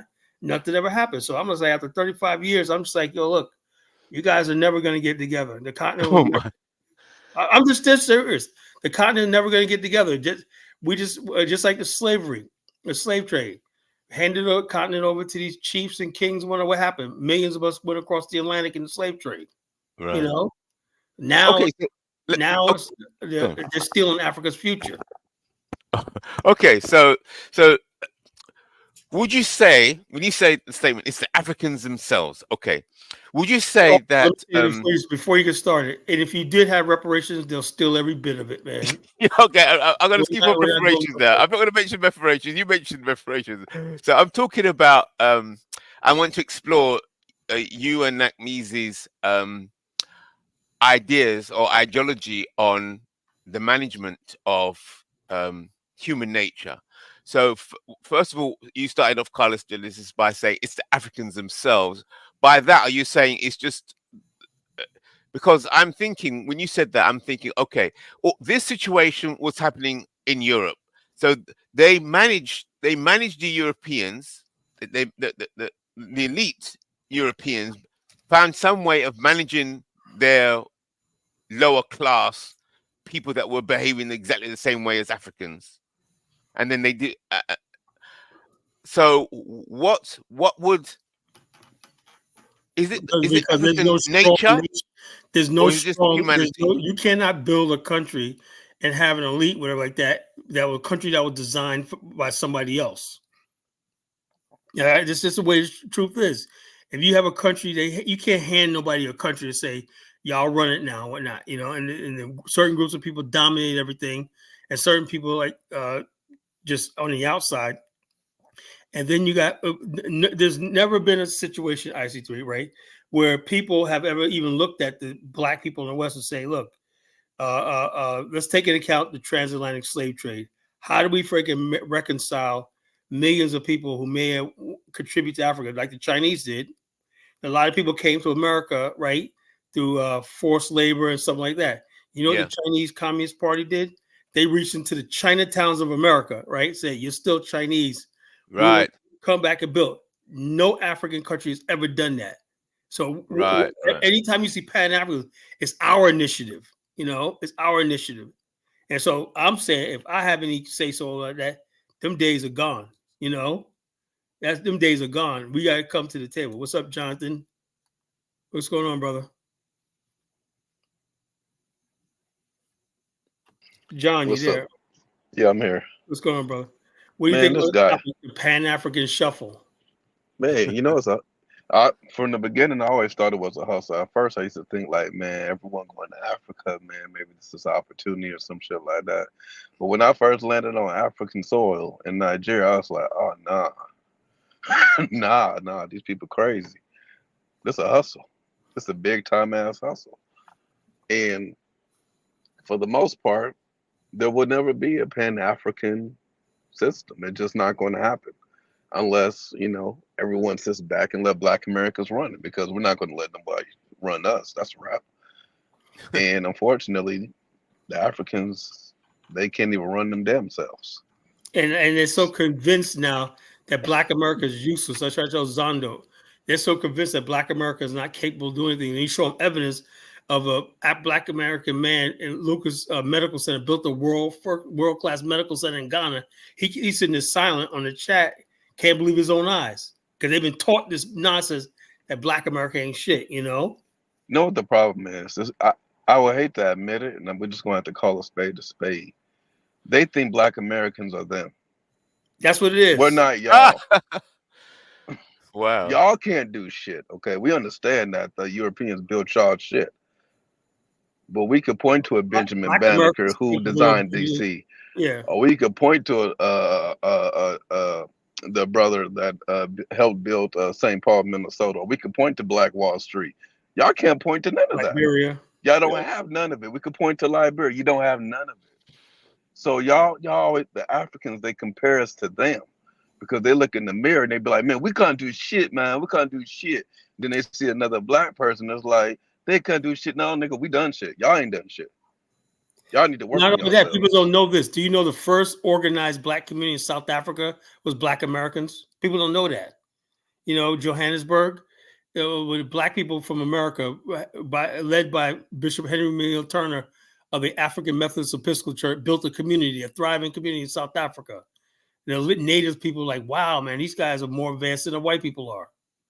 You know, people don't Exactly. realize that history. You know, we've been kicking ass for 200 something years. You know, We've been kicking ass for too long. Remember Zongo got on here, I think it was the other day, yeah. and he was talking about how he thought he was going to come to, United States of America, and he was going to see rich black people in Hollywood. I'm like, did you go to Baldwin Hills? Did you go to the rich black areas? We got all kinds of them all throughout the country. Yes, they got selective amnesia, you know. Yeah, I mean, we could point out to y'all richest areas in Nigeria, just be like, the island and some little community in the Abuja, and that's it. Rest of it is straight poverty. Most of those big checkers, most of those communities in Abuja, they built nice houses, but they're all fucking empty. Yo, what's up with that? Y'all could talk about Zongo, and you gotta find out who the Zongo are, like, and where they live. They live in shitholes in Accra, in Nima. You can Google Nima and see what it is. So for him to try to pass judgment on us while coming from a shithole community is crazy to me. Now look, Kylie, when I cook, there's an ulterior motive here. I've been getting your t-shirt ready and everything. You can't have all this knowledge, 35 years in the game, and still remain in a game that is a loser. What I think you should like, wait, hold on, brother, hold on. And that's another thing, brother. You never let anyone finish because you have poor impulse control. If you're gonna be a leader, you got to get that under control, brother. What I think you should do, brother, is put down the Pan-African flag or pass the Pan-African baton to the real Pan-African, which is Afro think tank. Oh, please. No, for real. Look, you woke up from Pan-Africanism. Let Afro think tank, take that torch and do what he gonna do with it, because he's more real as far as Pan-Africanism is than you are. And well, like I said, my point tonight is I don't think there is a Pan-African movement. That's my whole point tonight. And I agree, but he doesn't feel that way. So let him do it. And you just come over. Afro think tank also said, brother. He also said that he's part Asian, that he can go to Vietnam and Laos and fit in. So when I was trolling him, I said that he looked Asian, but apparently he's got more African DNA than I. So I don't know if he ever said that he was Asian. He said that's what he said, and I'm like this. Hey, look, if you're going to be part Asian, that's fine, but don't ever. I'm first and foremost a black man. I don't think he ever said that he was part Asian. That's what I could have sworn he said. He never said that. Oh, he's mixed race, is he? Nope. We're all mixed races, Black Americans, but he's got an overwhelming majority of African DNA. Yeah, but he's Blasian though. He's mixed. He said he wasn't. I trolled him that he was. I'm not going to tell him that he's Asian if he himself showed his results. I don't think he has any Asian people in his family either. We haven't seen his family. You got one thing you do give about Brandon. He shows you who his family is and stuff like this. We haven't. That's foolish. That's foolish to show your family on the internet. Oh, he does. What we can't do. I can vouch for him. Let me give you another. But look, what you can't do is you can't paint a man who has real Pan-African values and base it on his phenotype. Wait, hold on, brother. And then based on his phenotype, say that he's Asian. Because if he wanted to pull the phenotype card, he could say, well, my phenotype is like that of the Khoi and the San people, the oldest people on the continent. He could pull that on you. Well, I'm like this. This is what I personally feel, right? I personally feel about him and whatever like that. People call themselves Pan-Africanists and everything. He said the other day, I got into an argument online, right? And he basically was saying that as a Pan-Africanist scholar, you should be sympathetic to the people who are coming across the border. And I said, well, what does Pan-Africa got to do with Mexicans and Honduras and all the people coming across, Venezuelans coming across the border? So if you was a real Pan-Africanist scholar, so he don't even have a definition of what Pan-African. His version of Pan-African is cultural Marxism and stuff like that. He said, you're a real Pan-Africanism, you ain't got a problem with the LGBTQ. That's what he said to me, And so I'm saying to myself, when they say Pan-Africanism, it's very open-ended, broad, and it's very let me see, vague and abstract. There's no friggin' Afro-Zealot is a communist. He's a communist. He believes in the communist stuff. And people come in these movements, right, under the Pan-African banner, and they sound good, right? It sounds good. But the bottom line is I've been in that this way too long, right? And this guy is just came out of nowhere. Another thing I will say is this. I talk to Brandon, Dinas, and all these people like every other day. I have people call me, Fossil calls me, Kofi calls me. My phone's always open for anybody to have a discussion, whatever like that, because they ask me about history, whatever like that. They come to me, right? And it's called fellowship. Not say I'm all be all know on that, but part of being a Pan-Africanist or even a Black conscious is having fellowship.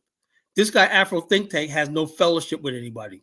Show me anybody that basically has any fellowship with him, saying, like, which will go, like, Brandon will call me and say, Carl, I have a problem with what you said. Blah, blah, blah. Dinah, same thing. Well, I agree with that. Jamal, even too. You know, they'll come up to me and say, hey, look, Carl, I got my guy Dave Sampa. He was born in Ghana. He's a Black, he's Ghanaian, but was born in America. He considers himself FBA.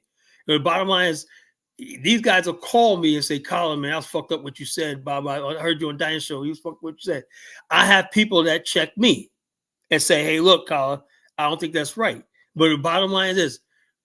Tell me, who does Afro Think Tank have any fellowship with? Who do I have fellowship with? Well, I don't know. Hold on, you're a Pan-Africanist. Wait, but I'm saying at a certain point, and I'm not caping for Afro Think Tank. What I'm saying is that he sees the effery in the YouTube streets. Maybe he has well, that's the fellowship. Hold on, Dad. God damn, brother. Go ahead. Thank you. Maybe he's fellowshipping and networking actually on the ground because he's worked himself up, or he's networked himself up, or he was embraced as some sort of prince in the community on the ground, which is a lot more than what you can say. Bullshit. So his fellowship has gone beyond YouTube. I think that you should just let Afro Think Tank lead this Pan-African movement in our space. Nakmeezy, if the bottom line is this, I don't really even call myself a Pan-African. I'm a geopolitical pundit and culture critic. I don't call myself Pan-African because there's too many people call themselves Pan-African. I want nothing to do with it. So I don't even call it. He wants to call himself Pan-African, go right ahead. I think it's all bullshit, to be honest with you. He followed. Let me tell you something about Afro Think Tank, bro. He got into it because he was impressed by John Cashin, a light-skinned guy that was in Nigeria for 35 years and ended up with nothing, John Cashin, I know John Cashin for decades. Why is his light-skinnedness important to the story? Or I'm saying because he mentioned it. He said, I got inspired by that light-skinned guy that hang around Dinas in Nigeria. He was talking about John Cashin. And I'm saying to myself, I know John for years and whatnot, John for years before I introduced John Cashin to Dinas, And so the bottom line, I say, yo, look, Dinas, John's going to meet you over such and such street, blah, blah, blah. And next thing you know, he's going to talk to Dinas on the phone. I hear John Cashin in the background. They finally met. I introduced those two. Wow. And so the bottom line is this. I've been in this a long time. I plugged a lot of people together, And so the bottom line is this. He goes, then he copies Dinas and becomes a so-called chief. Yo, look, anybody with like a couple $1,000 in his pocket can go be some chief in Nigeria. Come on, Nakmeezy. But will they actually do what they need to do as a chief? Do what? I honestly think that he takes his title seriously. I'm not going to talk about Dinas because he's not here, and shout out to Dinas. But we're talking about Afro Think Tank, who's also not here. But in defense of him, I'm going to tell about Afro Think Tank. He's probably listening. Trust me. Well, he's actually on the ground. I believe he has a house. He lives in I saw his house. The house was like a freaking tent, man. Come on. That's supposed to be impressive. Wait, but why? But here's the thing. Even your tone right now, you have a brother that actually went to where our people. Wait, hold on, brother. You have a brother who also respects Black America, okay? So you should be in agreement with him on that. Fought for the country that you're in right now and you are able to enjoy the freedoms based on brothers like him and others. Okay, he's also Pan-African, went to the continent, integrated into the community, has a house, a community, a store, business, and all you can do is make fun of his phenotype, try to knock down every single thing that he's doing. Afro think tank from right now, for me, and I'm not trolling. Yeah, but you don't. Is the leader of Pan-Africanism in our YouTube spaces. He's transcended the spaces, and he's become bigger than the spaces. Spaces, while you're still, while you have no plan. Nakmeezy. In Liberia, I got a chapter of my organization that's doing big things in Liberia. But I don't get up here and say I'm some Pan-African leader. You never hear me talking about it. Because I told my guy, the chapter president today, I said, look, until we got something really big that I can show people and everything like that, I got a lot of stuff going on. I'm a member of the Liberian Tourism Association. You know, everything like that. I put together the first tour in Liberian history. I put together the first tour. I brought 17 people. Me and Bamani were 17 people there. And people we put money into the country, and it went out without like a hitch. You know, a beautiful tour. But I don't sit there and brag about it like that makes me a Pan-African leader. Bamani's done way more than all of us, but he doesn't talk like that. Well, I mean, when you guys talk about your tours, tourism and real estate, that's not Pan-Africanism, bro. Tourism and real estate isn't Pan-Africanism. What is it? If you're bringing black dollars to a black country and we're spending money in black hotels and spending money on shops and everything like that, you know how much money people are spending, pulling out their credit cards, they're called nigger pennies. Yeah, y'all are bringing people to the continent to drop some money, right? And then go back to America, and you allow them to play the African fantasy. Hold on, brother. Hold on. I'm gonna cook you slowly. Y'all are not cooking, you're not making any sense to play their African fantasy for 2 weeks and then go back. Nobody's playing nothing. It was just a simple tour to Liberia. But tourism is not Pan-Africanism. How do you know? How do you know that? Who gets you to say that? Tourism. Tell me what the tenets of Pan-Africanism are. Tourism. Hold on, brother. He's gonna talk over me. Right? He's gonna talk over me. Tell me what the tenets of Pan-Africanism are and show me where tourism is in that shit. Well, like I said, didn't I hear you a minute ago? You listening? I said, I don't call myself a Pan-Africanist because it's bullshit. But Afro Think Tank calls himself one, and you're trying to knock it down. Because the bottom line is everybody's uncle calls themselves a Pan-Africanist. It's a joke. You know what happened? Afro Think Tank has surpassed you, and he's taken Really? Afro Think Tank has retired you as a Pan-Africanism, Pan-African, and I'm welcoming you home to FBA, brother. Come home. Retire me from what? From Pan-Africanism. He kicked you out of the Pan-Africanism. Can y'all, if y'all gonna state that, can y'all claim what Afro Think Tank has accomplished? Yeah, I would like to know. I'm just curious. Okay, well, I never heard of integrated. He's integrated fully. Jonathan, I've done that plenty of times. That's nothing. So, what exactly have they accomplished? Period. Well, I'm not going to shoot the fade with you, brother. I don't even know who you are. Let me introduce you. This is Jonathan Miller. He's a Black American who lives in Nigeria. I don't care who he is. You and I are talking. When he didn't get up here, you made a comment. You should state when you make a claim, brother Nakmeezy, you're supposed to express why your claim is right. Yeah, exactly. So if you say that Afro Think Tank, Afro Think, whatever y'all want to call him, who's speaking against the subject.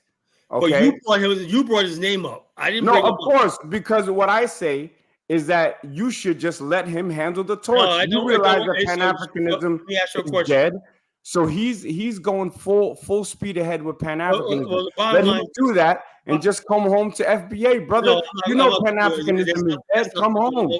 That's nothing to come home to. Yeah, you think I'm gonna be friends with somebody? Then you're gonna be landless. You got to make a choice. You can't be a fence sitter. I'm doing what I'm doing. You're right an now, ethnic fence sitter, brother.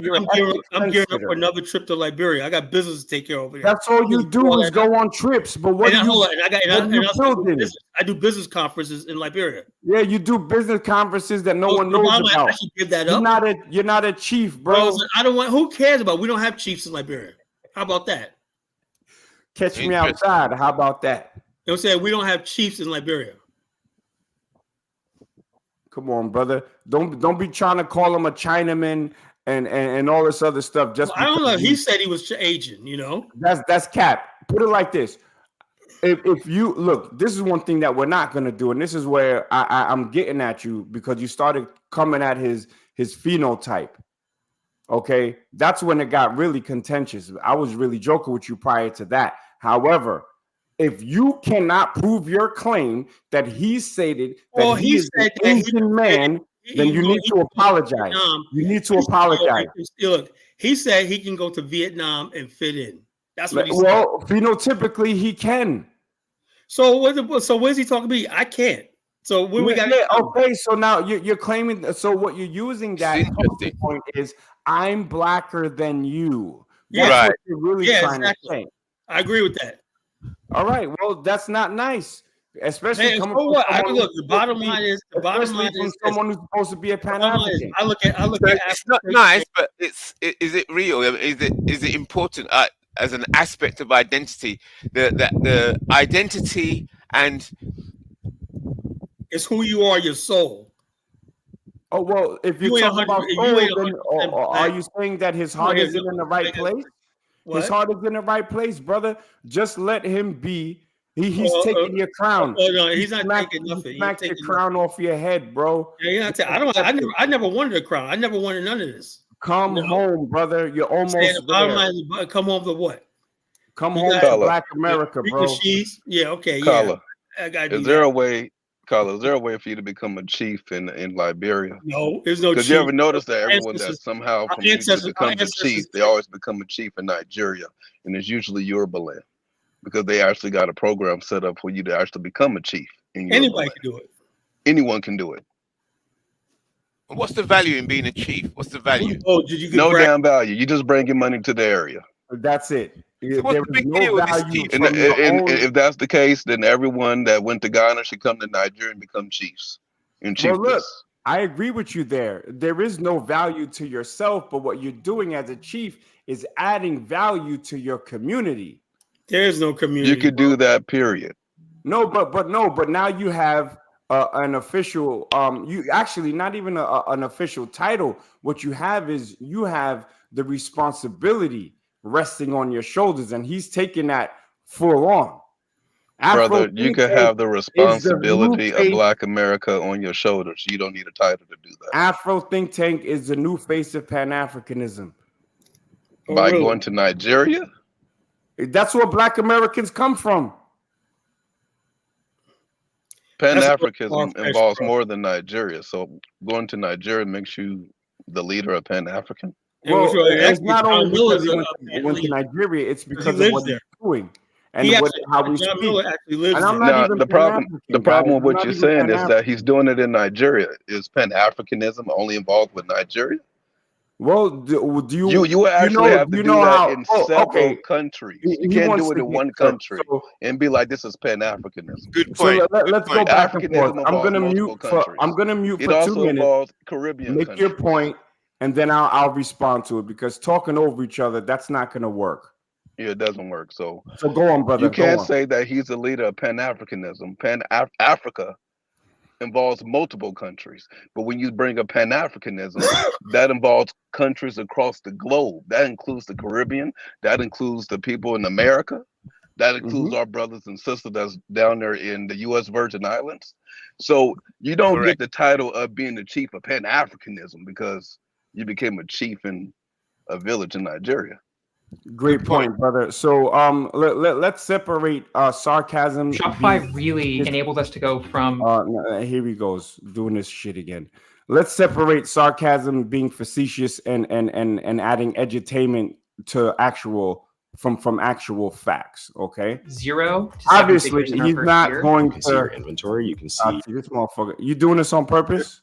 No, I'm not. Go ahead. I'm setting it up. Just go ahead and talk. All right, no doubt. So what I'm saying is his talking points and his overall view of wanting Black people globally to succeed, his work on the ground, him showing what he's doing, right? Yeah, he's a bleeding Democrat.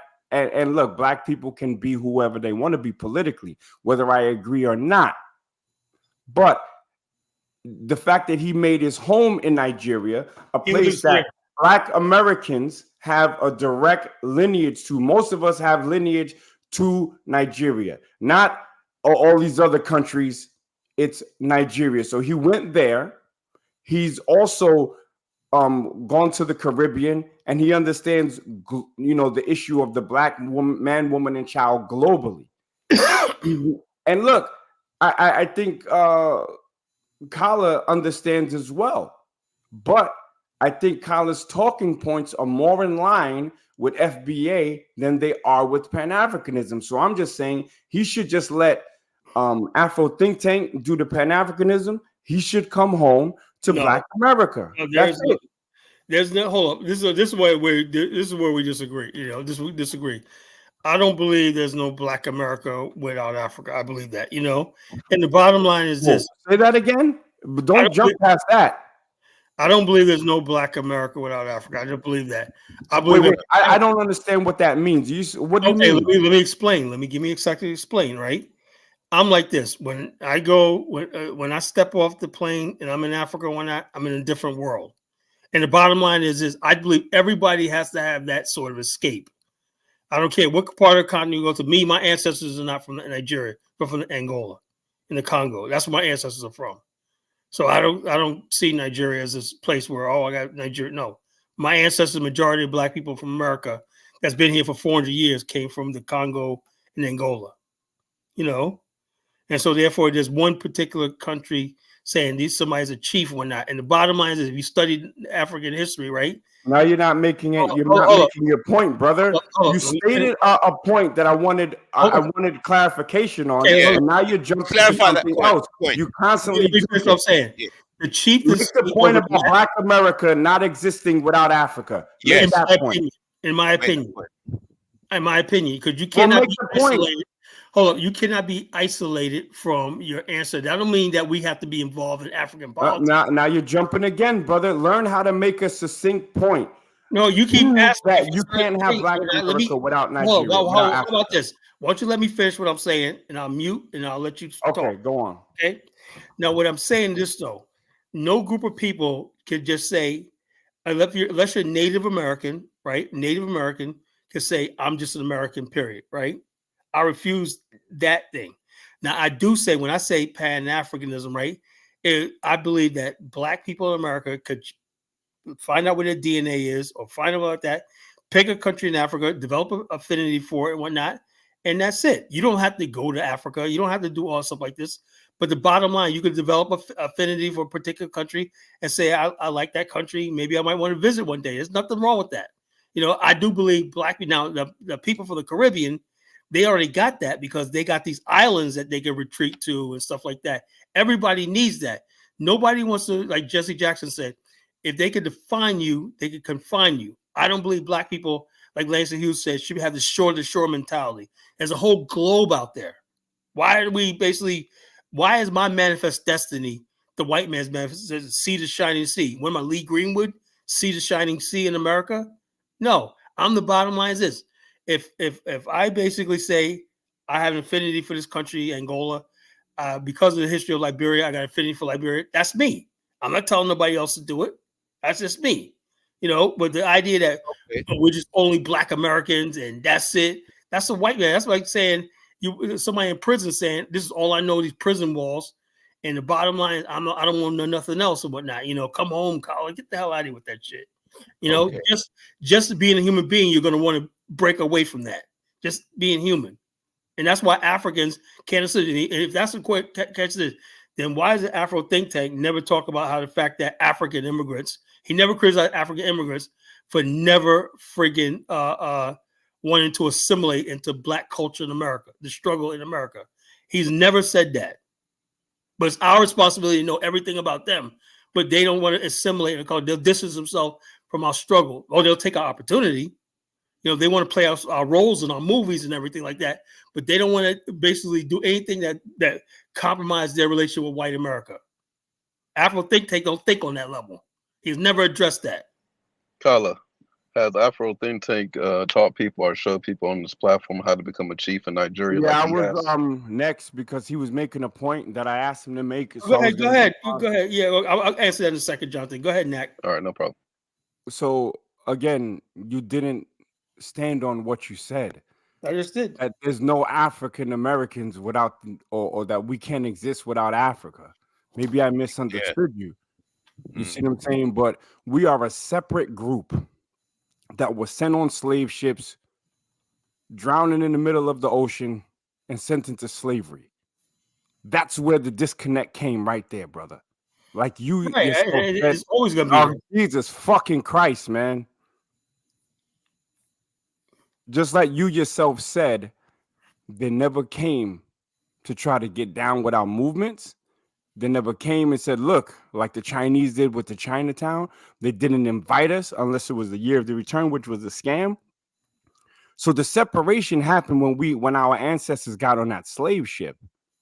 And we created a new culture in America, and that's who we are. Yes. We have existed without Africa. We will continue to exist without Africa. So when you're trying to tether yourself to Africa as some sort of 23andMe Congolese or Angolan, you're really showing your ignorance that the continent doesn't work off a 23andMe DNA test. So the history of most Black Americans goes back to Nigeria. That's a fact. Whether you don't, that's cool. But the history says that the majority of the slaves came out of Nigeria, went over to the New World, North, South, and Central America. So if he wants to do his thing over there, that's fine. But you haven't stated how we can exist without Africa. We've been doing it for 400 years. And out of your own mouth, you said that Black Americans as an ethnic group existed longer than some of these ethnic groups. And you made mention to, I believe, the Zulu specifically. So we don't need to be tethering to Africa. You got 1 foot in Africa, 1 foot in Black America. You have talking points that fight against each other. Afro think tank stands on Pan-African business. Let him be the Pan-African. You have woken up from Pan-Africanism because you see that it's a one-way thing. You see that a lot of them don't rock with us. You see that there's a lot of shit on the continent that they need to figure out. And I think they will figure it out in their due time. But you can't have 1 foot on a continent, one in America, and then talking about that you're on some Pan-African stuff. If you're retiring, can I respond to that? Well, look, can I land? Go ahead. Finish up. When you was flying around circling the airport, ain't nobody shoot your plane down, brother. Yeah, but I made my point. You're going on. You're rambling. Go ahead. Well, all right. Well, then I won't fucking ramble, my nigga. What's up? I'm saying, okay. Let me. Is that your way to get out of the intellectual conversation to cut me off? What's the title of the show? What's the title of the show? The Pan-African Shuffle. I said. Well, don't shuffle. We're standing on business, and your business is shaky. The bottom line is. All right. Let me land my plane. Let me land my plane because you have the mental capacity and the patience of a 5-year-old. Which is why you'll never lead anything that it relates to our people because you don't have the guts to do it. Okay. So to land the plane here, Brother Kala, if you're really about that Pan-African life, then you would do more than just push up tourism and bullshit as Pan-Africanism. That's why Afro think tank takes the crown from you. Is that it? Man, gee, you really cooked me on that one. Jeez, Nak, I don't know how I'm gonna survive that one. No. I mean, you like to stop people from flowing. That's you're playing stupid ass videos as I'm speaking. Come on, man. Let me say something, Nak. Y'all was doing this from that Coconut Bomani's channel, and the same shit, and now you're trying to do it here. The Pan-African Shuffle. What I'm saying is the Pan-African Shuffle tonight is that I believe it's all bullshit. And I believe that bottom line is this: if you can't basically talk about what's going on, we're the only people that's talking about Pan African. Afro think tank is not going to a place where it's so-called Pan African. You know, he's going to Pan African shuffle stuff I talk about all the time. He's not talking about real stuff like that. He's basically what gets him angry is when people talk about they're gonna vote for Donald Trump. I'm like, dang, I never seen him get mad or anything else, but when somebody talk about they're gonna vote for Donald Trump, and he's like on a tirade. Oh my God, how's a black man you could work for Donald Trump or whatever like that? I'm like, yo, most people, real Pan-Africans, right? Myself, right? I don't give a damn who you vote for. And I don't give a damn about the American system, whatever like that. I know for a fact, this is what I think, right?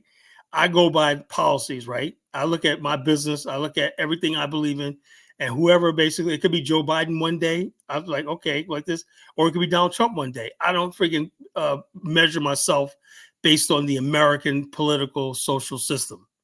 You cannot call yourself a Pan-Africanist and you measure yourself by what's going on in American media, American politics. That's what Afro think tank does. Can I just what you said earlier on? You said that you don't see yourself as a Pan-Africanist, but as a geoeconomist and a cultural critic. Sorry? I've been talking about my title. Geopolitics. Yeah, geopolitics. And I never call myself a Pan-Africanist. Yeah. Okay, hold that point there. Very, very interesting point. Geopolitics and culture critic, and I think that you've got raised a good angle there.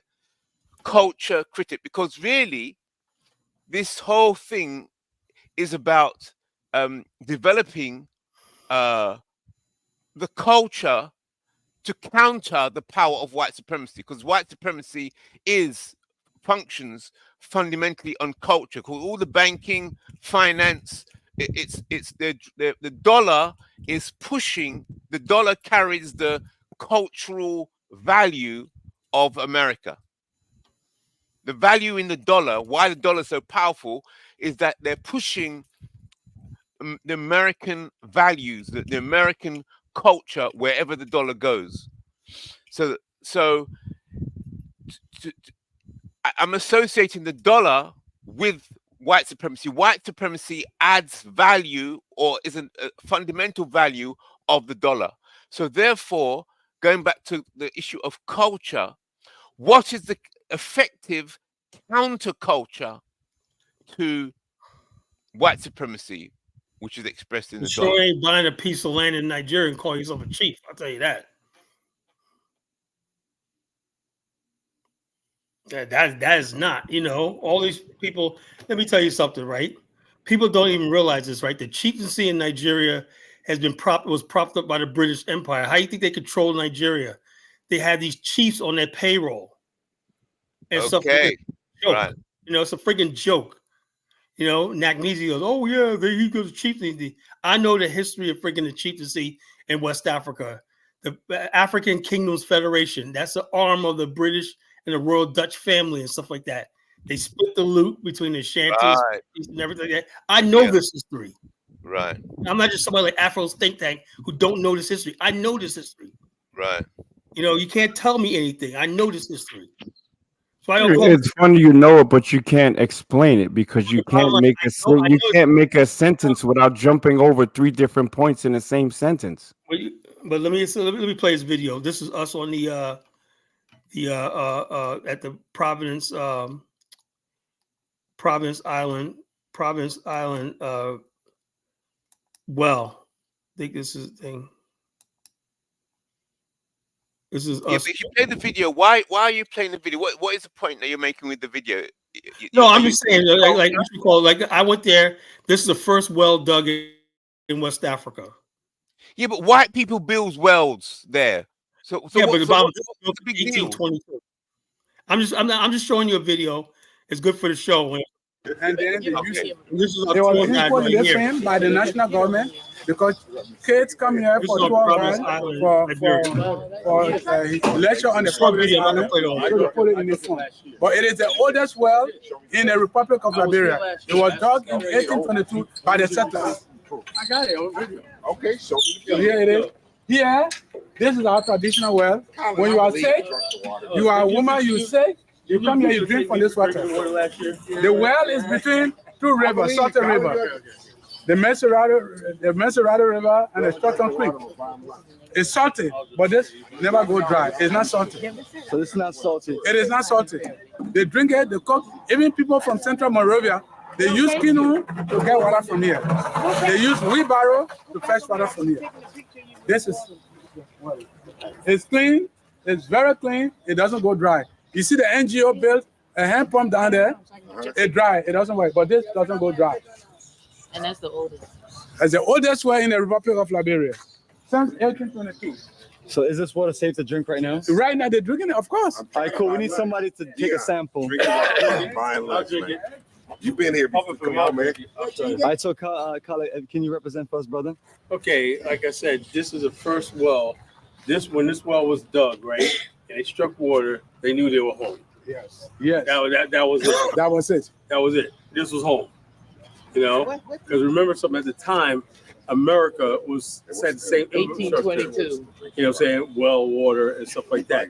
So they said, look, we have our own well and everything like that.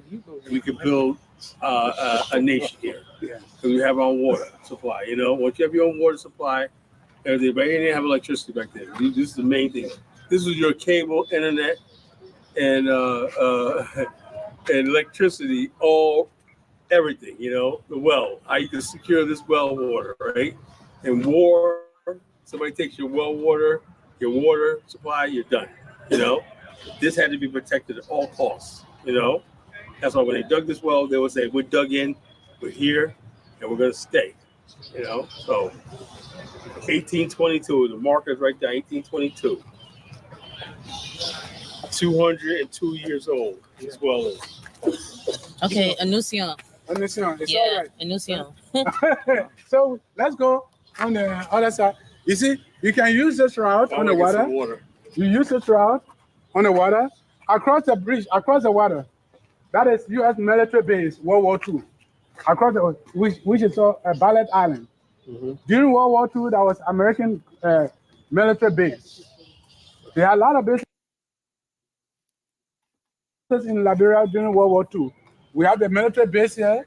We have another base in Grand Cayman County, the Lake Piso.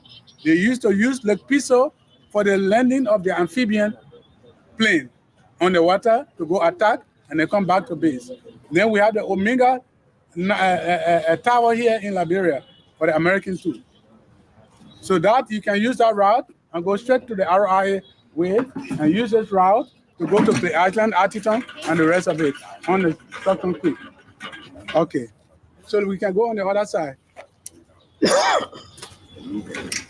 And I got my good brother here, Kala. Drink from the well for the first time, brother.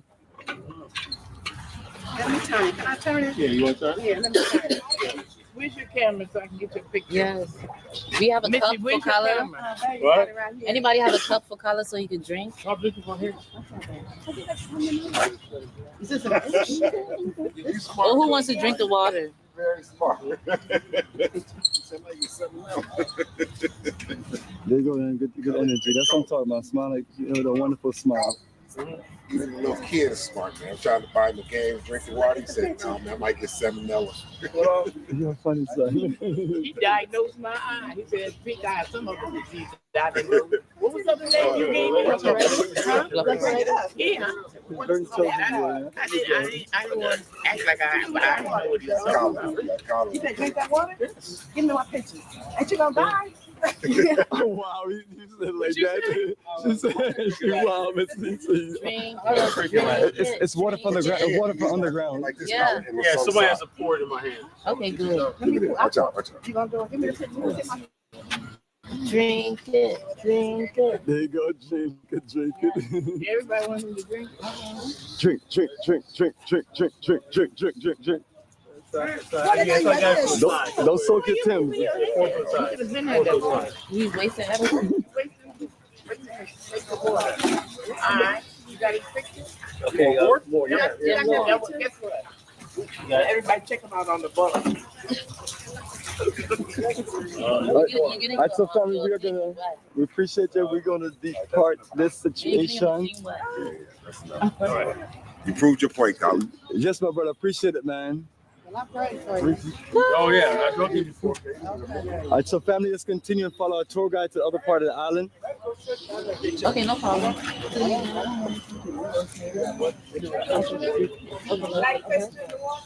Your grandson's smart and all of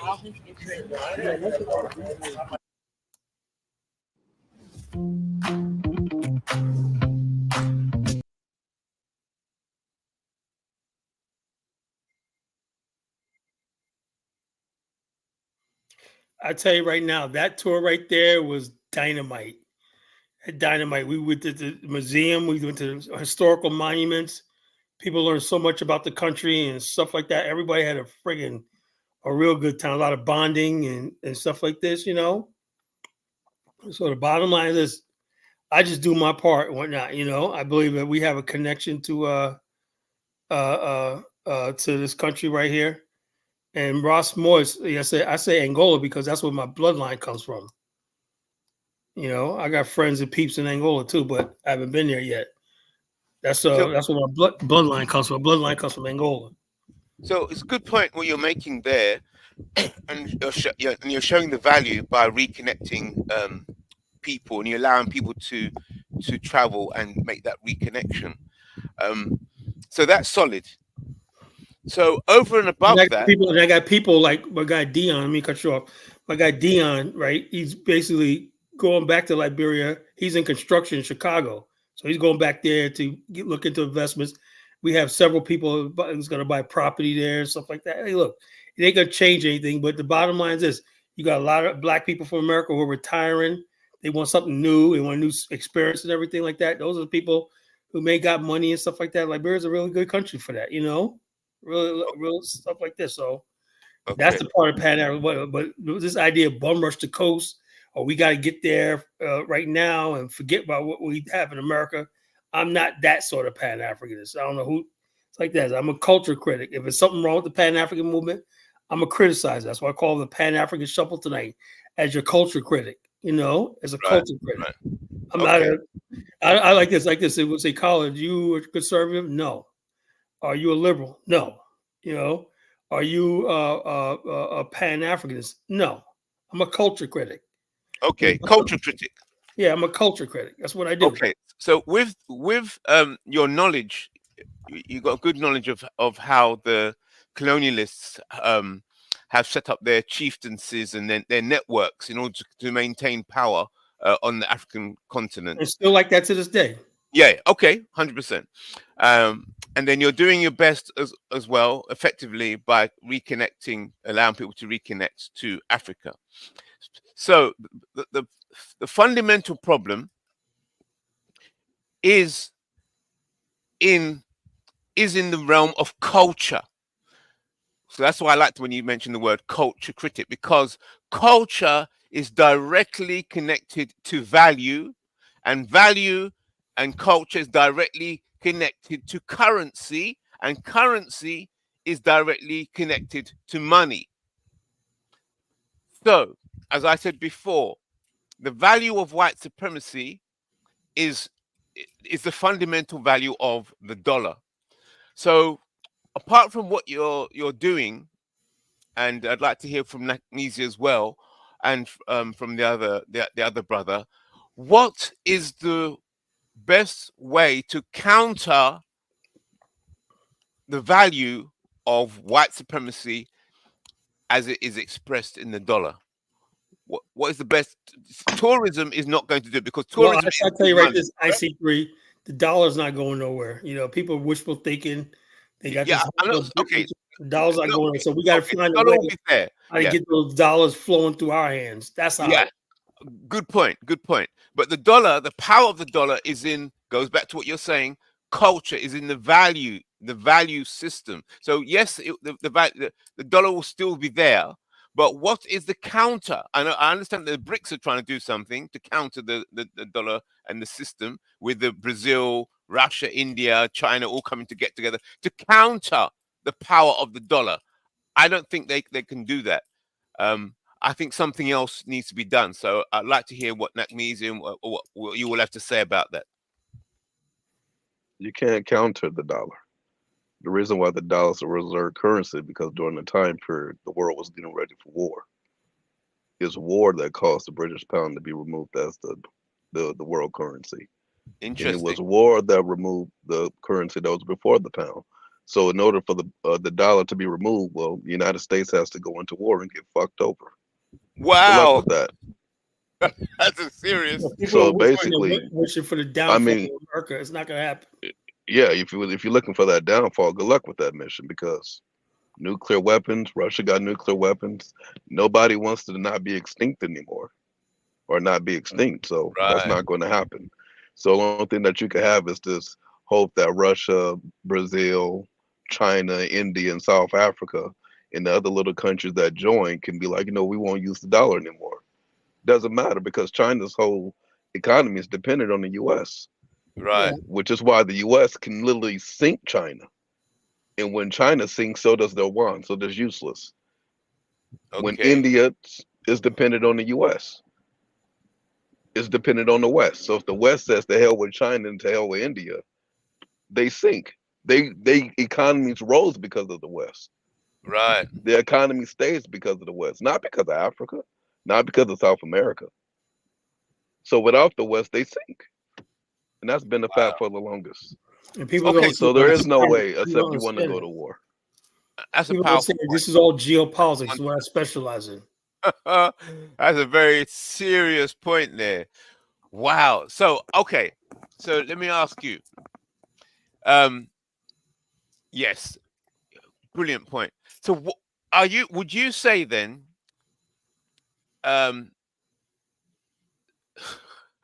wow. So it's like saying white supremacy, do you think there's any way to counter that the value of white supremacy, which is the basis of the dollar, without war, without bloodshed? No. Whoa, No, that's a give it up. statement. Every time some African country decides that they want to do something, bombed. Every time some country in the Middle East or whatever y'all want to call it, bombed. Every time some country in Asia wants to do something, bombed. They're using Ukraine to go against Russia right now, bombed. They got all kinds of ships sitting there ready for China to make a move on Taiwan and trying to get them to do so, by the way. You know why? Bombed. Wow. Yeah, the United States will annihilate China. Why do you think that every country on the planet is under threat, under sanctions? It's because war. Nobody wants to be bombed. Europe don't want to be bombed. They'll bomb you before you bomb them. Why do you think the whole world got taken over? You don't think that's strange that all the people from the little tiny ass area of Europe conquered the whole damn globe? You know how they did it? Bomb, destroy. You think they changed? Okay. I got a challenge to you. What you're saying there. Okay, so yes, good point, solid point. But this ability to bomb, like you're saying, the ability to bomb in that way comes from the value in the currency, not the other way around. Military. Because the military it don't come from the value of the currency. It's very, very expensive. War is expensive. Not really. See, a lot of times people will say war is expensive, right? But at the end of the day, if you have, it's the knowledge that's really that makes the difference, right? Because not every country has a nuclear weapon. A majority of those nuclear weapons are in the position of the West or in Russia, not China.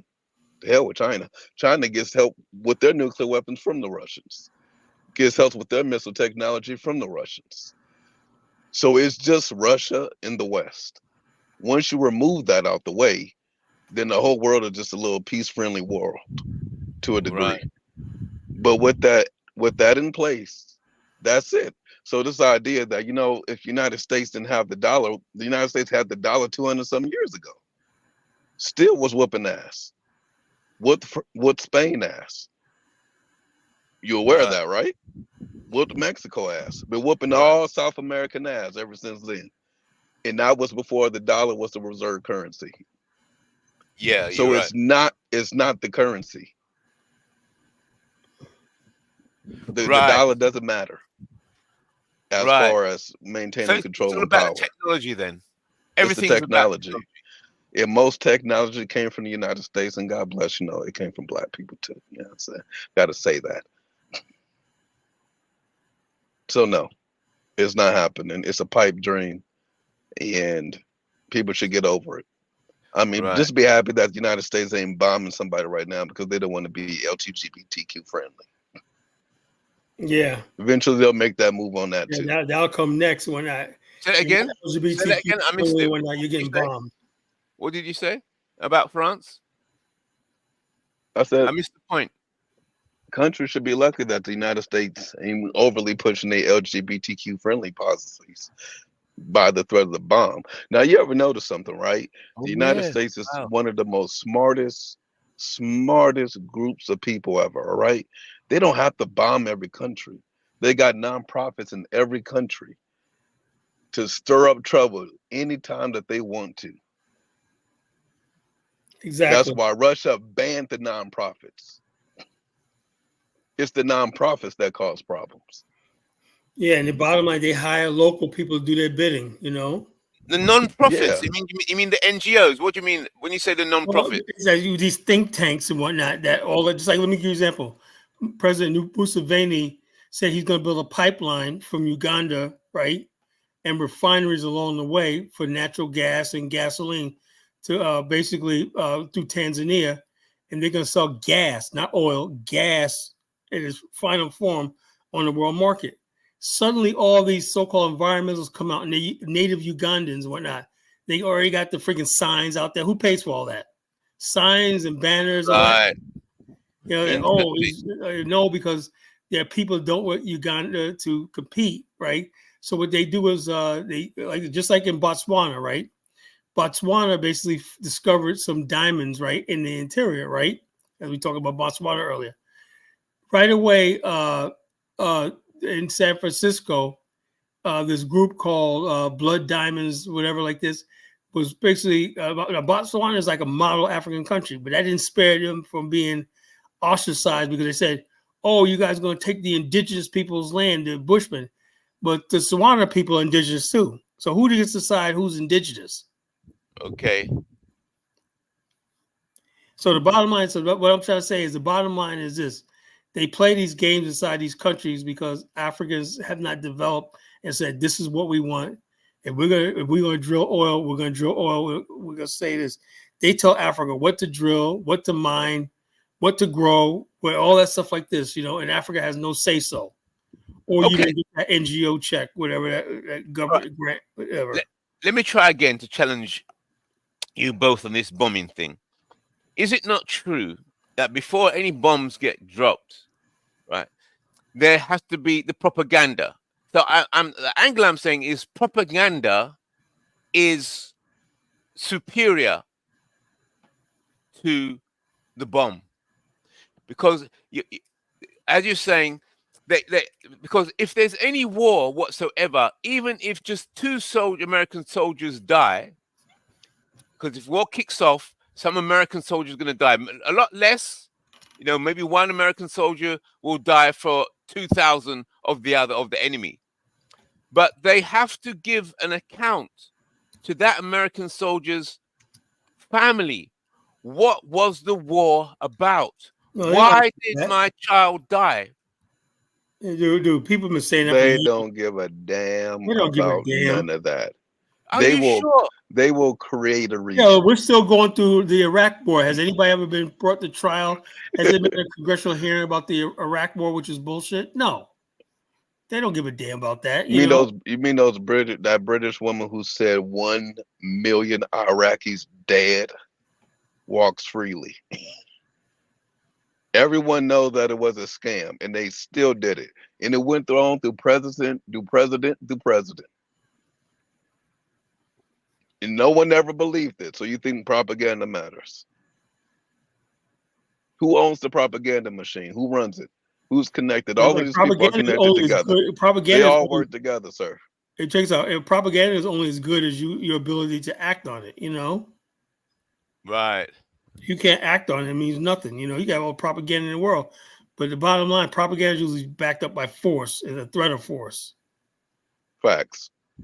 So if anyone that wants the United States to collapse, you're going to have to support the people within the United States to make that happen, because y'all can't do it from outside the country. Just like the United States depends on other countries to try to make Russia collapse, and then push money into nonprofits, to push money into the communities to make them want to go against the government, to make them collapse, because other than that, you're going to have a nuclear war. It's not happening, buddy. So if you want to collapse, it's going to have to come from the inside. But all you other countries, y'all don't need the inside. Because they'll find a reason to bomb you. They'll create a reason. This person is killing his own people. Bomb them. We're doing it to save people. Who's going to say anything different? They control the social media companies. Right. Yeah, good luck with that mission. Okay. Good points. Solid. I would like to know where Nakmeezy went. I was like, to finish up what he said. Like I said, I proved tonight that he says Pan African, and he's like, oh, like this is some crowning achievement. Everybody and his uncle's a damn Pan Africans now. I'm a Pan African. I'm the king of the Pan African. That don't mean shit. The only thing I was offended by what Nakmeezy said was just saying that the Afro think tank dude is not the leader of Pan Africanism. In my mind, I'm like, what? Dinas is literally a prince in some African place. Isn't a prince above a chief? And not only that, Dinas, he would have to be the leader. Look at the work Dinas does, right? His documentary and the work he does and stuff like that. I would give him credit. Even Brandon Dinas actually helps people get passports. Has Afro started doing that yet? And what you call it? And also, look at Brandon. He's over in he got his project that he's doing over in Kenya, right? But he does it quietly. He told me, he said, don't tell nobody I'm out of the country. Then the next day he does a show. I'm like, what the hell you tell me not to mention that you're out of the country? And he does a show anyway from Kenya, I'm just curious. Like, one thing you got to give Kala big credit for is that, one, it takes risks to be able to go to another country and then to try to do business in another country. Yeah, man. Actually try to bring people over to another country. What hell has Kala went through to go ahead and try to get that done? All the corruption in these damn areas?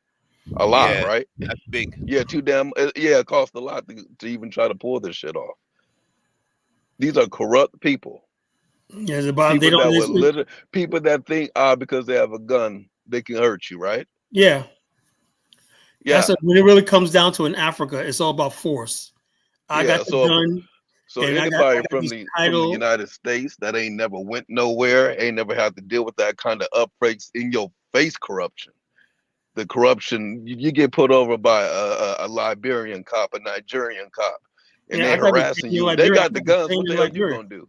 Right. I got detained in Liberia, right? You got to deal with all of that shit. So give Kala credit. And so until Afro think tank starts doing all of that shit that puts him in that position, don't call him no damn leader. He's just another person that wants to be a Pan-African and wants a YouTube show. He has a lot to gain. I want to be a Pan-African. I'm like, look, I wish I could pass this off to him and say, good luck, brother. It's all yours. But I've been doing this so long. This is what I am. That's why Nakmeezy's like, you're going to come home. Dude, you don't spend 30 years of your life doing something, then out of nowhere just quit. I'm going to be a Pan-African or whatever you call me to the day I leave this earth. That's when you're real about the shit. The fact that like this, I'm trying to correct the Pan-African movement. Nakmeezy, I'm trying to correct this movement. Because I see it like, Jonathan, do you hear it in my voice how I'm disappointed in a lot of shit? After 35 years, I'm going through the same thing. Yeah, man. Africa got all these minerals. We got all this stuff and nothing ever gets done. That's what I'm talking about. Shit that could have been happening. On a micro scale, on a macro scale. It's just natural. So in other words, basically, and black people in America got to start being more global. We got black people in America in Japan, the Philippines, everywhere doing business all over the globe. But we should not do business in Africa, our motherland. So well, I'm saying I'm a Pan-Africanist. I don't do the Pan-African shuffle. Nakmeezy. But you mentioned earlier about China I think it was used saying that China reached out to its diaspora. Yeah, and China, the Chinese are smart. They went to the Chinatowns in America. The Chinese were dumb, man. Up until like the 1960s, you know, most Chinese didn't even really finish high school. They worked as coolies. They had no life in America. But because of the civil rights movement, right? Civil rights movement, they were able to get, the American government spent a lot of money on Chinese, educating their Chinese citizens. That came during the civil rights era. And large numbers of Chinese got college degrees and engineering and everything like that. The Chinese government recruited those Chinese. They got free education out of it. You know, right. And the only purpose of them doing that was to try to get them to stay away from the Soviet Union. It wasn't because they just loved China. It was a Cold War. It was a Cold War. That's how China got developed. They didn't do shit on their own. They're just as dumb as they always was. You buy Chinese products, you know what it feels like. You pick up a Chinese phone, that thing damn near break on you. Right. So you're saying that the white supremacists allowed China, the Chinese in America, to develop. No. They didn't allow them. They helped them. They did it for them. Oh. People went to China to go build those a lot of those factories. Chinese didn't build it. They didn't know how. Right. The McKinsey Group. China brought on all these American corporations to employ the people and do skills transfer. That happened under the Nixon administration. Right. Yeah. You thought all of those people were just over there, just automatically knowing what to do. They could have developed their own country. That was the case. There's the reason why they was backwards. Right. And that's it makes sense to counter the Russian. Right. So what is it about Russia then? Why Russia is perceived as the only? Oh, you're gonna say it's technology. It's the bomb. You're saying Russia has a lot of capabilities and in a lot of sense, depending on military reasons, they're more technological than the United States is, in the West in general. Now, their beast goes way back hundreds of years ago. It has nothing to do with something today. They didn't like Russia way back in the day. That's been a long-standing thing. That's the why French are after the Russians. Want to go everybody's after been trying. Russia. The Germans want to go after the Russians. UK and all of those leaders back then, they were royals. They were intermarrying each other. They were related. They'll go to war over a wife. If you go back in history. Yeah, and Russia would just have the bigger land, the bigger territory, in which they got the bigger force. So all of these countries had their reasons to go after Russia, and they never got them down. Every time they tried, they lost. So you think about it. We have defeated everybody else on the planet. Chinese wasn't shit, despite what they are now, right? Except Russia. That place that we call backwards in everything. Don't that make you feel like you just inadequate? You got that one enemy you ain't been able to take down. Right. There you go. Yeah.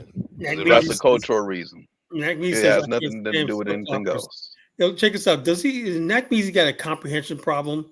I said, what is defined as Pan-Africanism? I'm not that. I am not. Let me break it down to Nak. Maybe he'll listen to me in the first thing. People who basically degrade themselves, let Africans talk down on us and stuff like this, like Afro Think Tank does and everything like that, right? I'm not that sort of Pan-Africanist, right? Pan-Africanist, right? I don't know. Maybe I should find my own version or not. What's popularly known as Pan-African is Black America apologizing for what they are. And John Miller, you're like me. You're not going to apologize. Everybody wants to. When you see a Black person, and also I've seen a picture of Afro Think Tank on his fucking knees to a dusty-ass chief in Nigeria. We don't get on our knees and bow to nobody. I will bow to nobody, to no man. I don't give a damn what your title is. So that's a Pan-Africanist. You can stick Afro Think Tank up your ass, Nakmeezy. He's a real Pan-Africanist. He's on all fours to fucking some chief over there who ain't worth shit. Get the hell out of here with that shit. So I won't do that. I'm not a Pan-African. Someone That's said what I'm it what they say. Someone put in the comments that the Chinese allowed their diaspora to come back. China doesn't allow dual citizens. Yeah, even their diaspora got to apply for a visa. Yeah, the ones bottom that were line. here for a long time. Let me say something like this: like a lot of Chinese Americans, right? They go to China and they say even if they they keep their U.S. citizenship, right? They go to China because it's Chinese and everything like that. They could sit there and live comfortably in China. What I don't understand why Black people in America feel they got to change their citizenship and all that and whatnot. Because if the country really needs you, if somebody's gonna say, "I need an engineer and I'm gonna pay you this amount of money and whatnot," and here you could have an apartment, boom, boom, boom, has a year's salary up front. You think I'm worried about some damn visa, whatever like that? Can I be in the country legally? Can I have a driver's license? Yes. What else would I need? Then when Black people is all these prerequisites, I need this, I need that, because I want to feel like I'm a Ghanaian now. I want to feel like I'm a Nigerian. China said, look, you come over here, you're Chinese by blood. Before we became a republic, it was Chinese. So you come over here, and we got you. We got you, and down the road, if you want to become a citizen, fine. If not, fine. You go back to America. Facts. Make it easy. And the law is in China that you can become a citizen of the United States and be a citizen of China. You got to pick one. Yeah, I agree with that. I don't believe in dual citizenship. I do not agree with dual citizenship. I believe, like in Liberia, you can get permanent residency. And me and John Cashin argued about this. I want citizenship paper, Carla. I said, you ain't gonna get me to talk about that shit because I know citizenship is a very divisive thing. You're talking about being in a whole public office, vote, and everything, and that's going to cause conflict. But if you can go to Liberia, it's the only country in West Africa, Africa generally, West Africa, where a Black person from America can own property. What else do you need? You go own property, open a business. You can do everything you want, everything you need. Only thing you can't do is vote and hold public office. So if you really was serious about that, you'd be like, okay, that's good enough for me.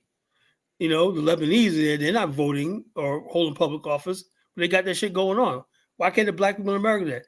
Now, if you want to live there for like 2 years, you want to apply for citizenship in Liberia, they'll give it to you, And if you're a Liberian that was born in America, they'll let you have dual citizenship. But if you're Black American, you got to choose between Liberia and America. That's only right.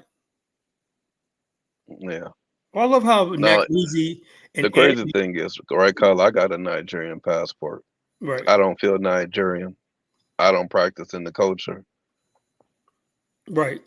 That's not my whole purpose of having it. I'm not confused. I know what I am. I'm Black American. I know the same thing with me. And when I go to Liberia, I'm Black African American. That's it. I'm not trying to be a Liberian. I'm not going to do that.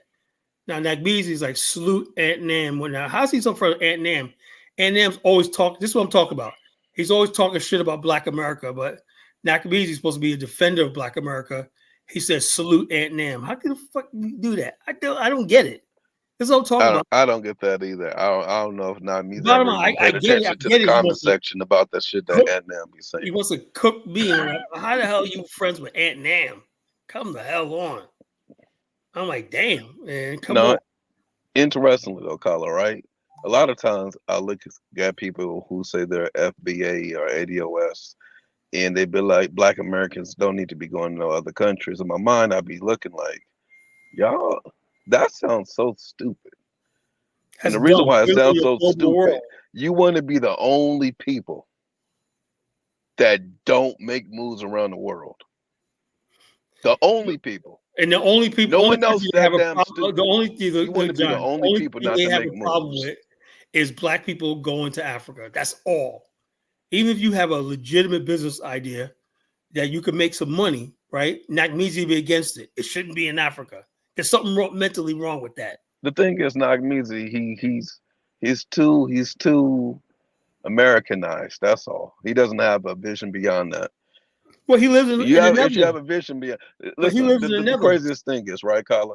You can be from America, have a product idea, and say, "Man, I got this product idea, and I need to get some manufacturing done. And where can I get this done cheaper?" Yeah, you get on a plane. Africa. Get your ass on the plane and go to Africa and build that shit up and have them make the products and send it back. Yo, bro. And then you can sell everything cheaper. You can have a call center in Africa. Jay. You can start a call center business and have people in Africa working. Check us out. You're saying music to my ears. I'm saying you got a lot of these English-speaking African countries, right? Do you know data centers and call centers make a lot of money in places like India, in Philippines, everything like that? That's a good, because I have an ITC business, right? But luckily I don't insource none of my business. I outsource some of the stuff like for leads and stuff like this, right? If my business was big enough whatnot and I needed 10,000 calls made a day and whatnot, I'll open up a call center in Liberia and hire people, and that will save me so much freaking money.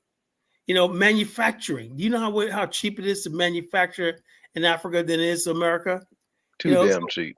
And you got right across the Atlantic, you got a place that could be a manufacturing hub, you know, but the people like Nakmeezy don't go to Africa. They got to figure it out for themselves. I mean, don't make money. Don't make money at all. Only make money in America. We got to fight the white man. Like, come on now. Nakmeezy, there's no way you're going to balls, get manufacture in America with the dollar being high and the friggin' inflation and stuff like that, and wages being high. Wages are going up to friggin' $30. You can't, as a startup business, you can't do that. You can't. You know, it's about anybody who knows business.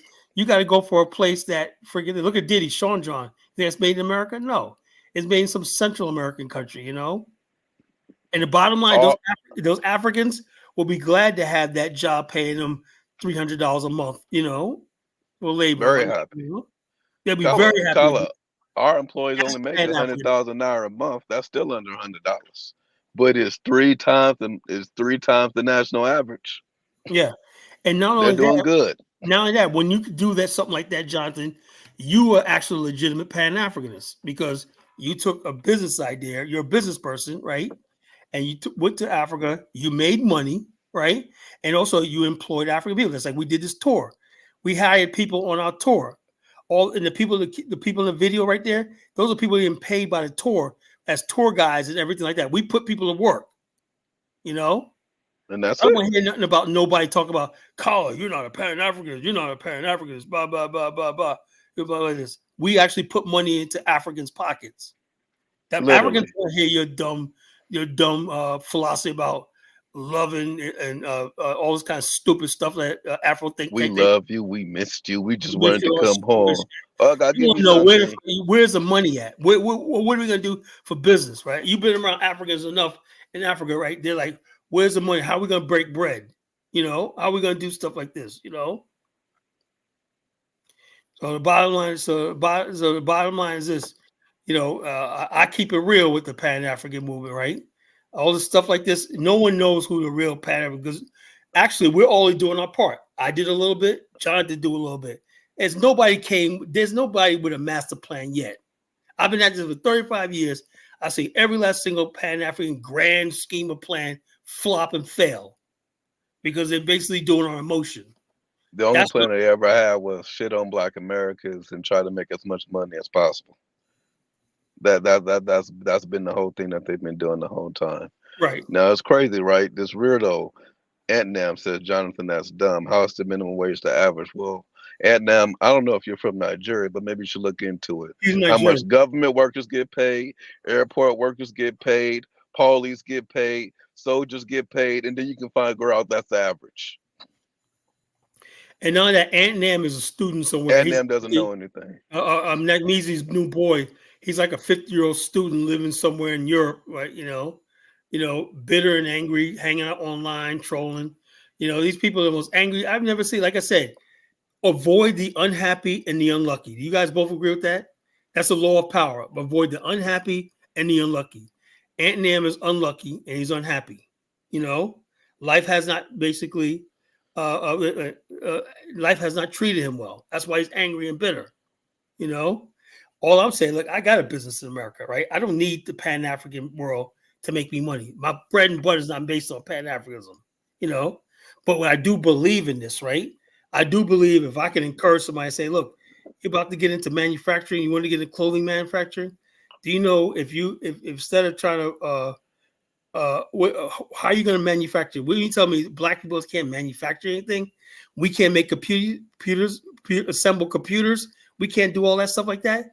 Yeah, but like this, you could actually do the same thing the Chinese are doing. You know, they make the same thing hardware. that we're supposed to be competing with white tea people. But white tea people are doing shit across the globe. So Nakmeezy, get your ass up here and explain. How are we going to compete with people if we're not doing the same thing that they're doing?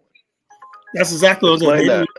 The white man sent all his outsourced all his stuff to China and making money when not. Where's the black man gonna send his stuff to? We're in the same freaking country, Nakmeezy. You know? Come back up, Nakmeezy, explain that shit. That's Now you why talking about you being the leader. shit, you I know? want you to explain. You the leader of Black America. Lead us. Yeah, Nigga, yeah. give us some ideas. Give us your People, plan.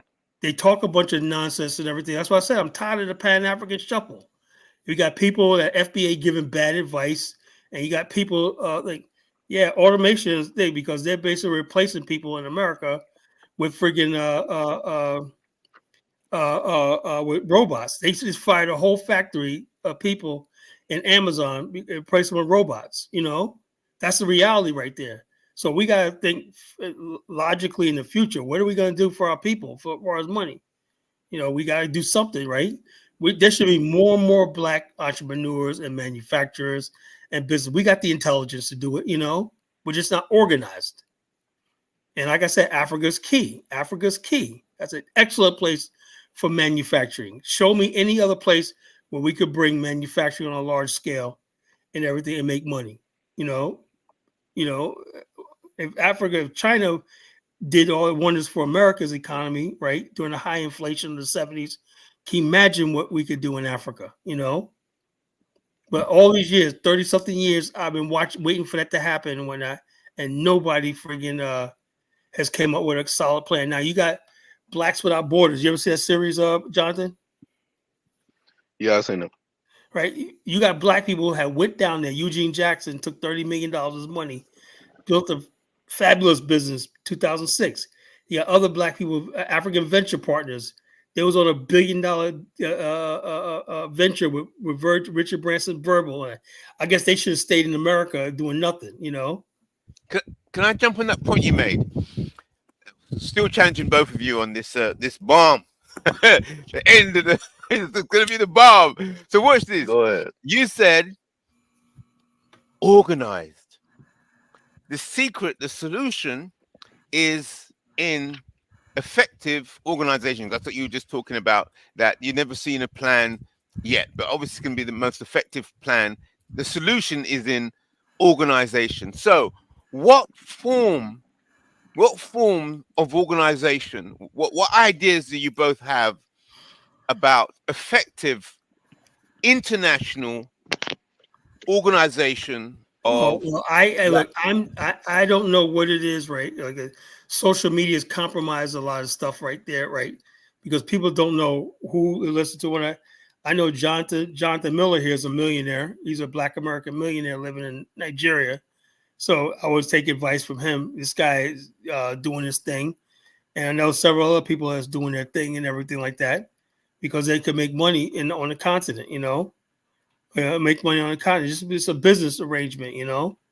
Anybody try to give up what they are. But the bottom line, if you're going to go overseas and do business and whatnot, Africa's a perfect place to do that, you know? But that's just an individual. When you say organization, I see three, man. I see three.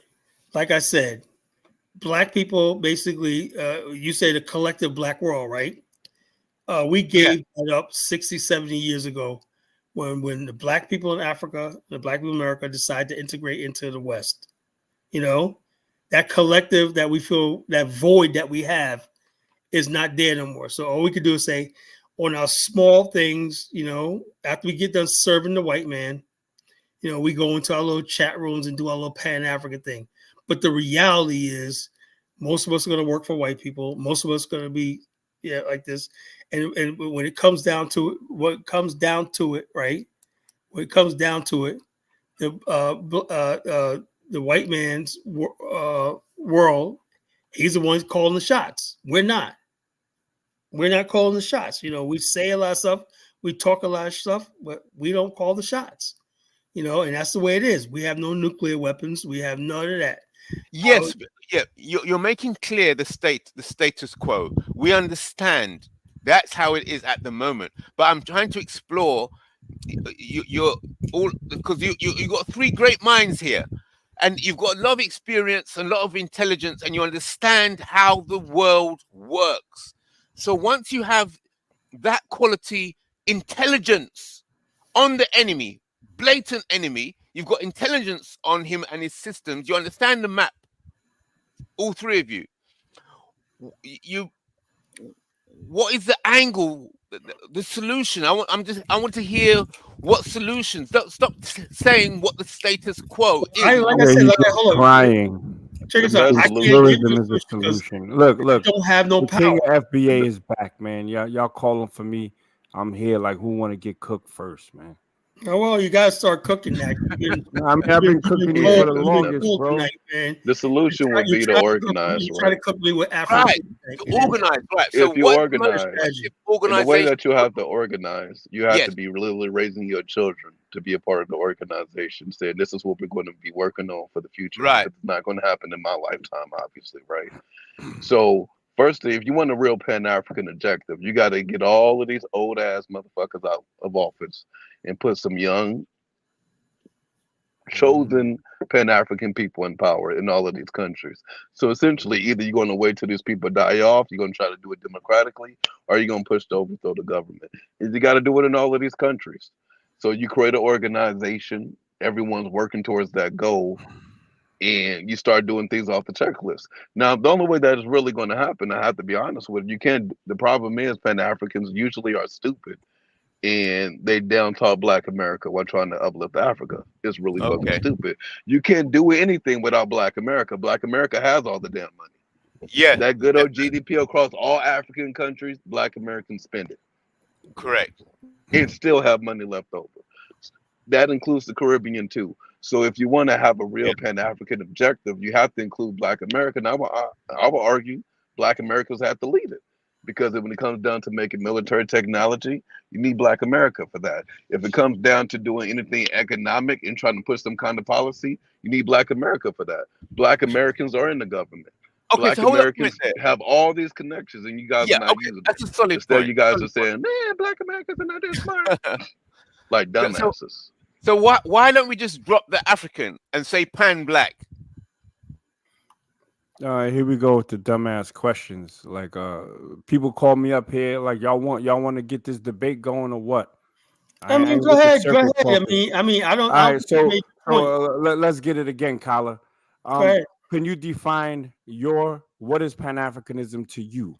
Well, I'm like this. Okay, let me explain to you what I am, Naki. I hope you listen very well, because I'm only going to say this one time, right? I want Pan-Africanism. Okay, hold up. I believe in the acronym called LARP. If you went to my website, you understand what LARP is. LARP, and you know what LARP is because you repeated it one time. Was logical, achievable, reasonable, and practical. LARP. When something is not LARP, I don't want nothing to do with it. What is Pan-Africanism to you, sir? Well, it's Pan-Africanism is what's logical, achievable, reasonable, and practical. That's not an answer. That's not an answer. That's if it's don't be. LARP can be put to one of my safety presentations in a goddamn refinery. I'm asking you what Pan-Africanism is to you. Hold on. If it's not LARP, I want nothing to do with it.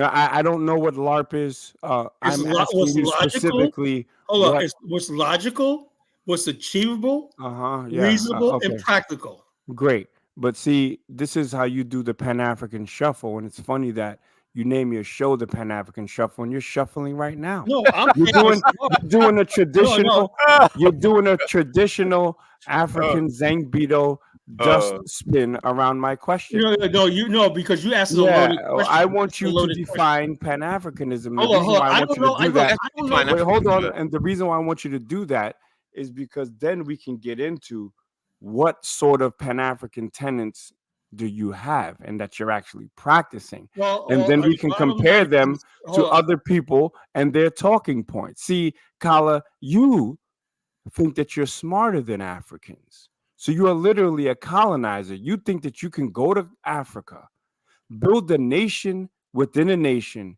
and it be successful. That means you don't even pay attention to history. on the continent. Okay. So now, if you really were Pan-African and you really rock with Africans, then you would understand that there is genius in Africa. And the best people to speak about their destiny and to carry out their destiny are those people themselves. How disrespectful would it be for an African to come amongst Black Americans and tell us what we have to do when we've been doing what we have to do for 400 years? So, Kala, let's have this debate. Are you? Let's have a debate. All right, let's go. Hold on. Now, so define Pan-Africanism for me first. Hold up. First of all, Africans do it all the time. They tell us about ourselves all the time. You know, so what's the difference? No, I don't care about what the difference, but you're calling yourself a Pan-African. Well, I'm saying if it is a Pan-African's LARP, a Pan-African, it was logical, achievable. Was some of the stuff I hear about Pan-African. That's a great catch line, sir. I want to, because you always fall back on. He always falls back on, oh, that's what they call Pan-Africanism. Yeah. So I want him, and I'm gonna give him my strategy. This is what you're give him my strategy. I want him to define his version of Pan-Africanism, right? Yeah. And then I'm gonna cook his ass on the fact that the country that he's practicing his Pan-Africanism, supposedly, he has no fucking political power. So that's where I'm going with this, brother. So define Pan-Africanism for me, and then I'm going to tell you how you can't be a Pan-Africanist in Liberia. If you listen to what I'm saying at the top of the show, I said it's a friggin' farce because the people, like Jonathan just said, the people that's in power in Africa want nothing to do with none of this. Okay, so then what are you going to do? Well, the bottom line is this. All I'm saying you're going to do nothing. Hold on, was logical. Look, my guy Jonathan. No, stop reaching out for the top rope. Hold on. You're reaching out for the top rope. Hey, look, bottom line is this. I went to Liberia. I took 17 people on a tour, successful tour. That's my contribution. That's all I can do. Okay, no, that's great. Now define Pan-Africanism, right? That's my. Wait, hold on, brother. Define Pan-Africanism. Show me where dusty tourism is a part of Pan-Africanism. How's it dusty tourism? And show me where political. Hold up. Yeah, exactly. Can anybody put together a tour like that? What? We stayed in four top resorts when we were there. Who cares? Those resorts are probably owned by Lebanese. No. They're owned by Liberians. If you know. Yeah. All right. Well, who cares? You went on a vacation. And on that vacation, you were bright-eyed and bushy-tailed, like some easily amazed. Were Black Liberian owned. Okay, great. That's great. Shout out to those brothers. Okay, wait. Shout out to those brothers that did that. But at the end of the day, you went on vacation, and on this vacation, I was already you stood around. I stopped my tour 1800s technology with bright eyes and being this easily amazed Negro that was scared to drink this salmonella infested water. So you drunk it through your hands. So you want to play Pan-African. You don't want to actually do Pan-African. You don't live on the continent. You're not doing shit across the world. And talk about you don't let me speak because you know you're gonna get cooked, and this is what you do constantly, bro. I like being cooked. Again, define Pan-Africanism from your standpoint. You're the BAIO founder. What is Pan-Africanism to you? I told you, if you look into the BAO, I don't give two fucks about LARP, bro. That's not Pan-Africanism. That's what it is. If you bottom line, logical is how I do training sessions.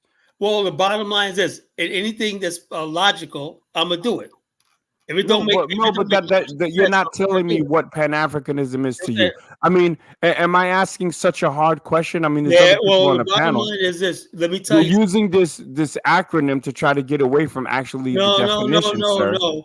I'm saying the bottom line is. God. I feel like I'm bullying the retarded child that goes to special ed class. You're not making any sense. You're not listening. You know, no, because you're not answering my question. I want you to define Pan-Africanism for you. That's not a question that answer. I told exactly. you. So he's avoiding it because he knows he's gonna get cooked. And I told him how I'm gonna cook him on the political aspect that he has no political power in Africa. He thinks he's smarter than Africans. He thinks Africans are dumb enough that they can't fix their own problems. First of all, you said and he's a tourist. He's selling tours.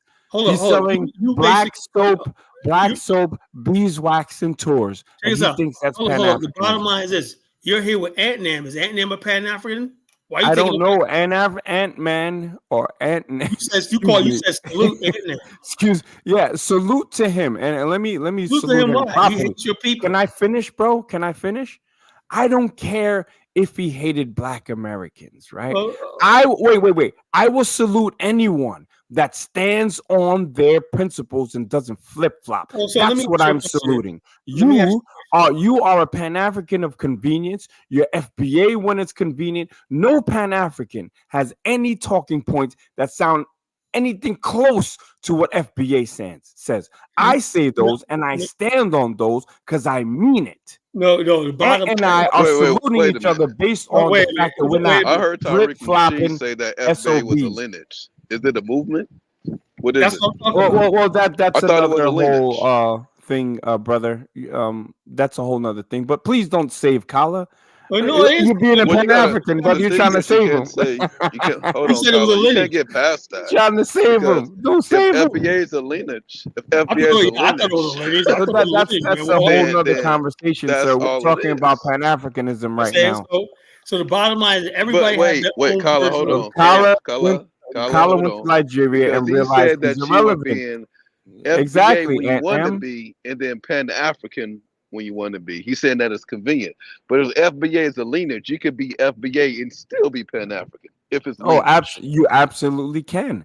But wait, hold on, brother. Let me answer your question. I'm agreeing with you.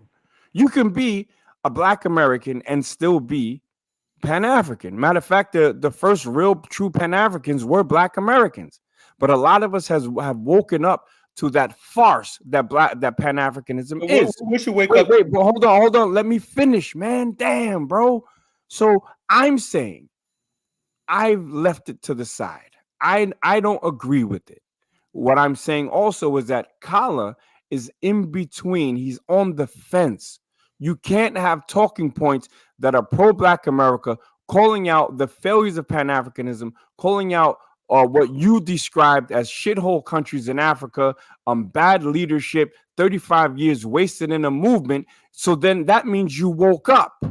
So if you woke up and your eyes are open and you continue to do the same thing, then you are just essentially admitting that you are insane. Hey, John, so don't be insane and take a side, bro.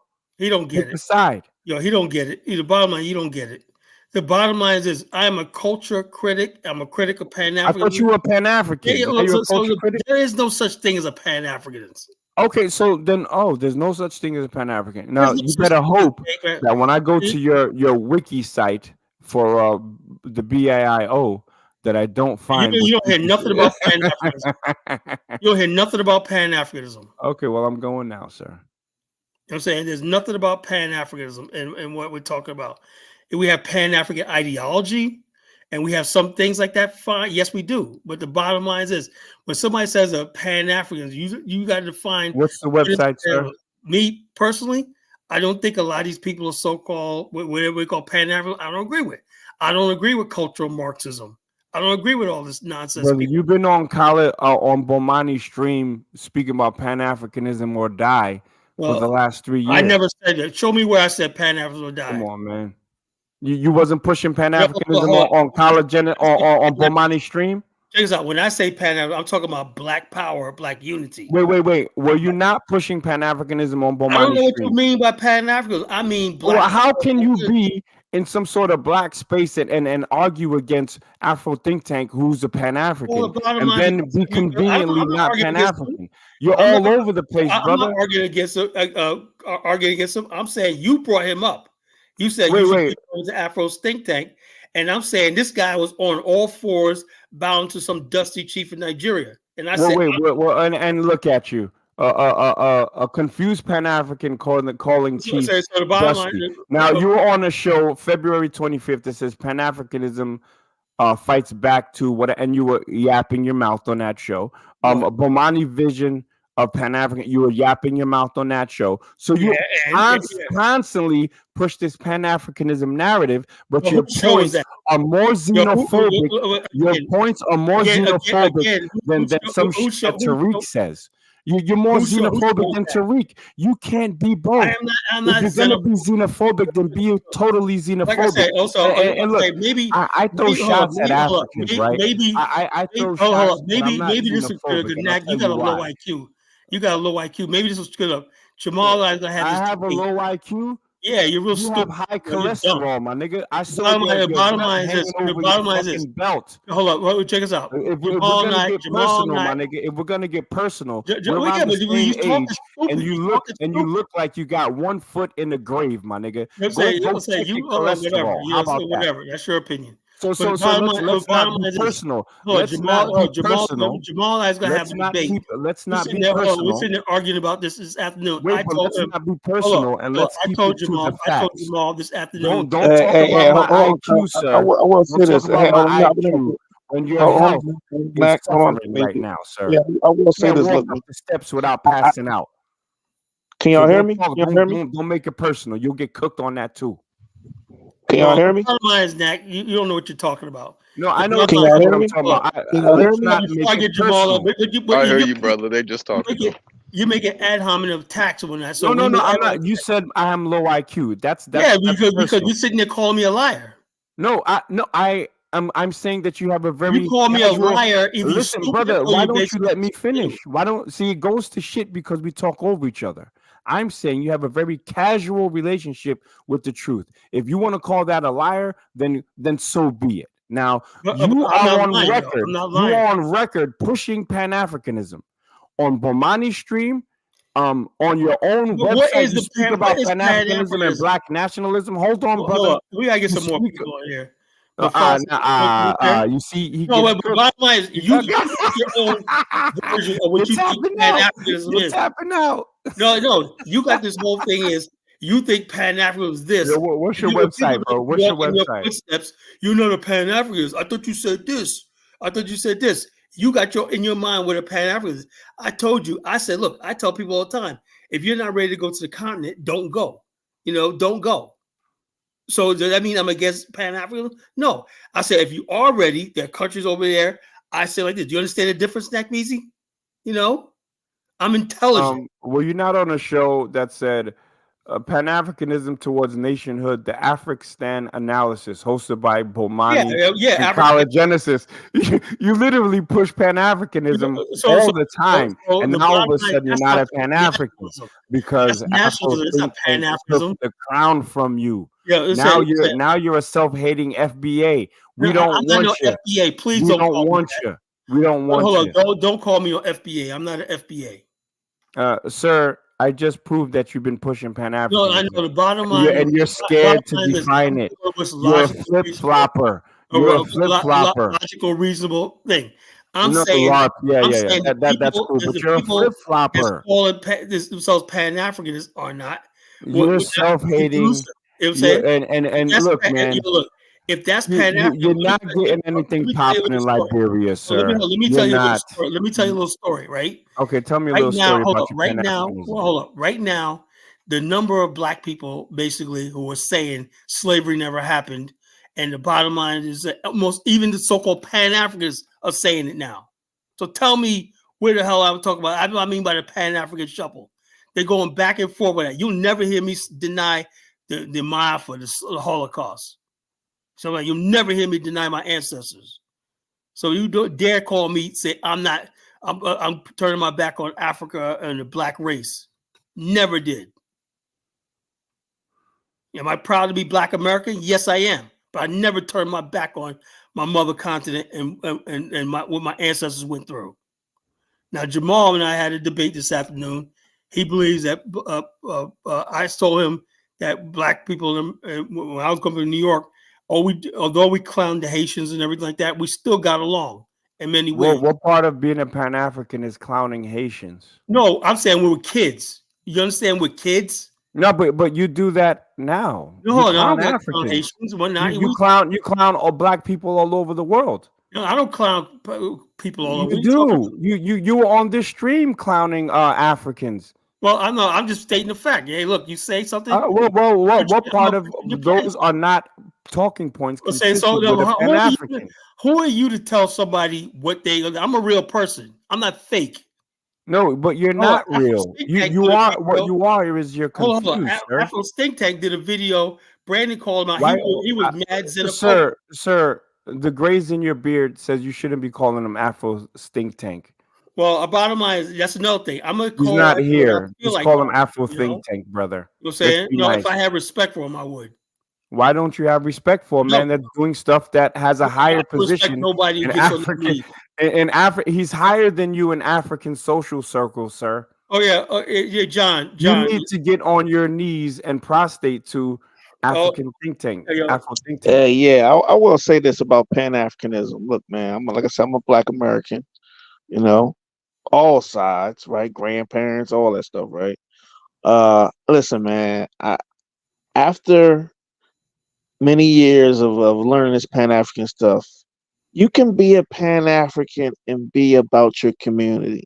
Whether you live in Detroit, Philadelphia, Harlem, Brooklyn, you don't even have to touch the continent of Africa to be a Pan-African. You know what I mean? And I kind of shifted my ideals on that because if you look at some of the great Pan-Africanists we had in our Black America, now a lot of them never went to Africa. You know, a lot of them. You know, Garvey never went to Africa. Many of them. Did Booker T ever go to Africa? I don't think he went. Did he? No. Yeah, he never went to Africa, right? So we don't have to go to Africa. We don't have to do tours. You know, to be a Pan-Africanist. You know, we can do it here. Listen, you can be a Pan-African sitting there in Atlanta. You can be a Pan-African sitting in Los Angeles. And I think a lot of times we overcomplicate this stuff because it's just an ideal. Show me a Pan-African Bible or blueprint or a 10-point plan. It ain't none, right? So I think sometimes we overanalyze this Pan-African stuff. Go ahead, Kyle. Yeah, so wait, but that flag on your profile, what kind of flag is that? Is that are those Pan-African? So you see, I'm a proud Black American. Are you what you're showing me with that African, that red, black, and green is that you're a Pan-African? What does that mean? That means nothing, man. No, wait, but I'm saying that's the same flag that Khalid Muhammad held up. Well, that's cool too, but that's so a Pan-African. These are Pan-African things. And you're trying to act like you're not Pan-African. You can't be a Pan-African of convenience. Yeah, who said I wasn't a Pan-African? Right. No, I mean I know you are because you're representing yourself and that is the BAIO, which is Khaled's thing. It's a Pan-African organization. You won't even define Pan-Africanism. The bottom line is what we're talking about is the fact that outside of BAO, where Jamal and I disagree on stuff, we agree on stuff. But the bottom line is this: I've never heard Jamal say that his ancestors weren't from Africa and this, that, and the other thing. You never heard me say that either, sir. We're beyond that. But you hang around people in the FBA movement who do say it. What does that have to do with me understanding the history of my people? I'm saying you should have smoke for people who are denying your roots and your ancestry. Oh, I cook those people as well. You say, but they're hanging out with wait. I cook them as well, just like I'm cooking you. You're not cooking me. You see, but you haven't made no points. You're a self-hating. How you gonna cook me? You ain't got no points. You haven't made one friggin' No, point. wait. You're scared to define Pan-Africanism, sir. You keep going back to define Pan-Africanism. Yeah, because you like to say that these people so-called Pan-Africanism. You have a whole Pan-Africanism, Pan-African logo, and you claim you're not Pan-African. Okay, let me give you my definition of what I think you think Pan-African. Okay, like the popular. Not try to make a remix. Go on, brother. The popular version of Pan-Africanism is like that. You can agree to disagree. It just simply means if you're Black, if you're like me and Jamal gonna have this debate. If you're Black, you believe Black people are one race. I believe I'm a racist. You know, I'm a racialist. I'm a racist. You know, I believe you're Black. You're Black. You know, I don't believe in stuff like that. I believe you putting yourself black first. If you see a Nigerian, I see a black man. That's the way I see it. Until you come open your mouth and start telling me, oh, I come from Ogun State, I'm superior to you, and blah, blah, blah, blah, blah. I'm like, no, nigga, get the hell out of here with that shit. And I'll check you. But Pan-African just means black. It used to be called calling black people niggers is part of being a Pan-African. Who called black people niggers? You just did it.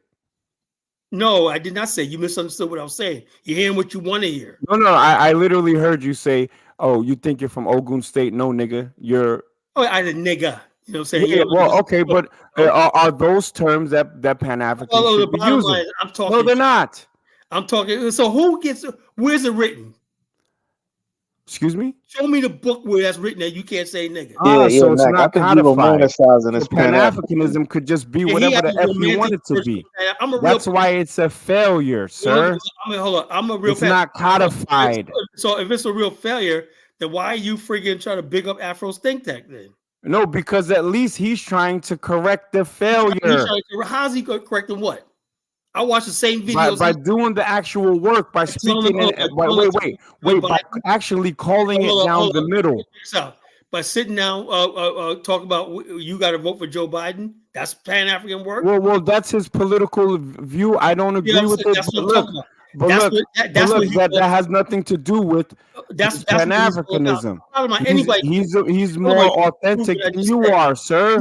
Anybody could be a Pan-Africanist. His real heart. Exactly. That's why I'm not a Pan-African, bro. His heart is in the Democratic left in America. That's it. That's him. You know, he loves Joy Reid. He loves all these people. He loves Roland Martin. He loves all these people like this.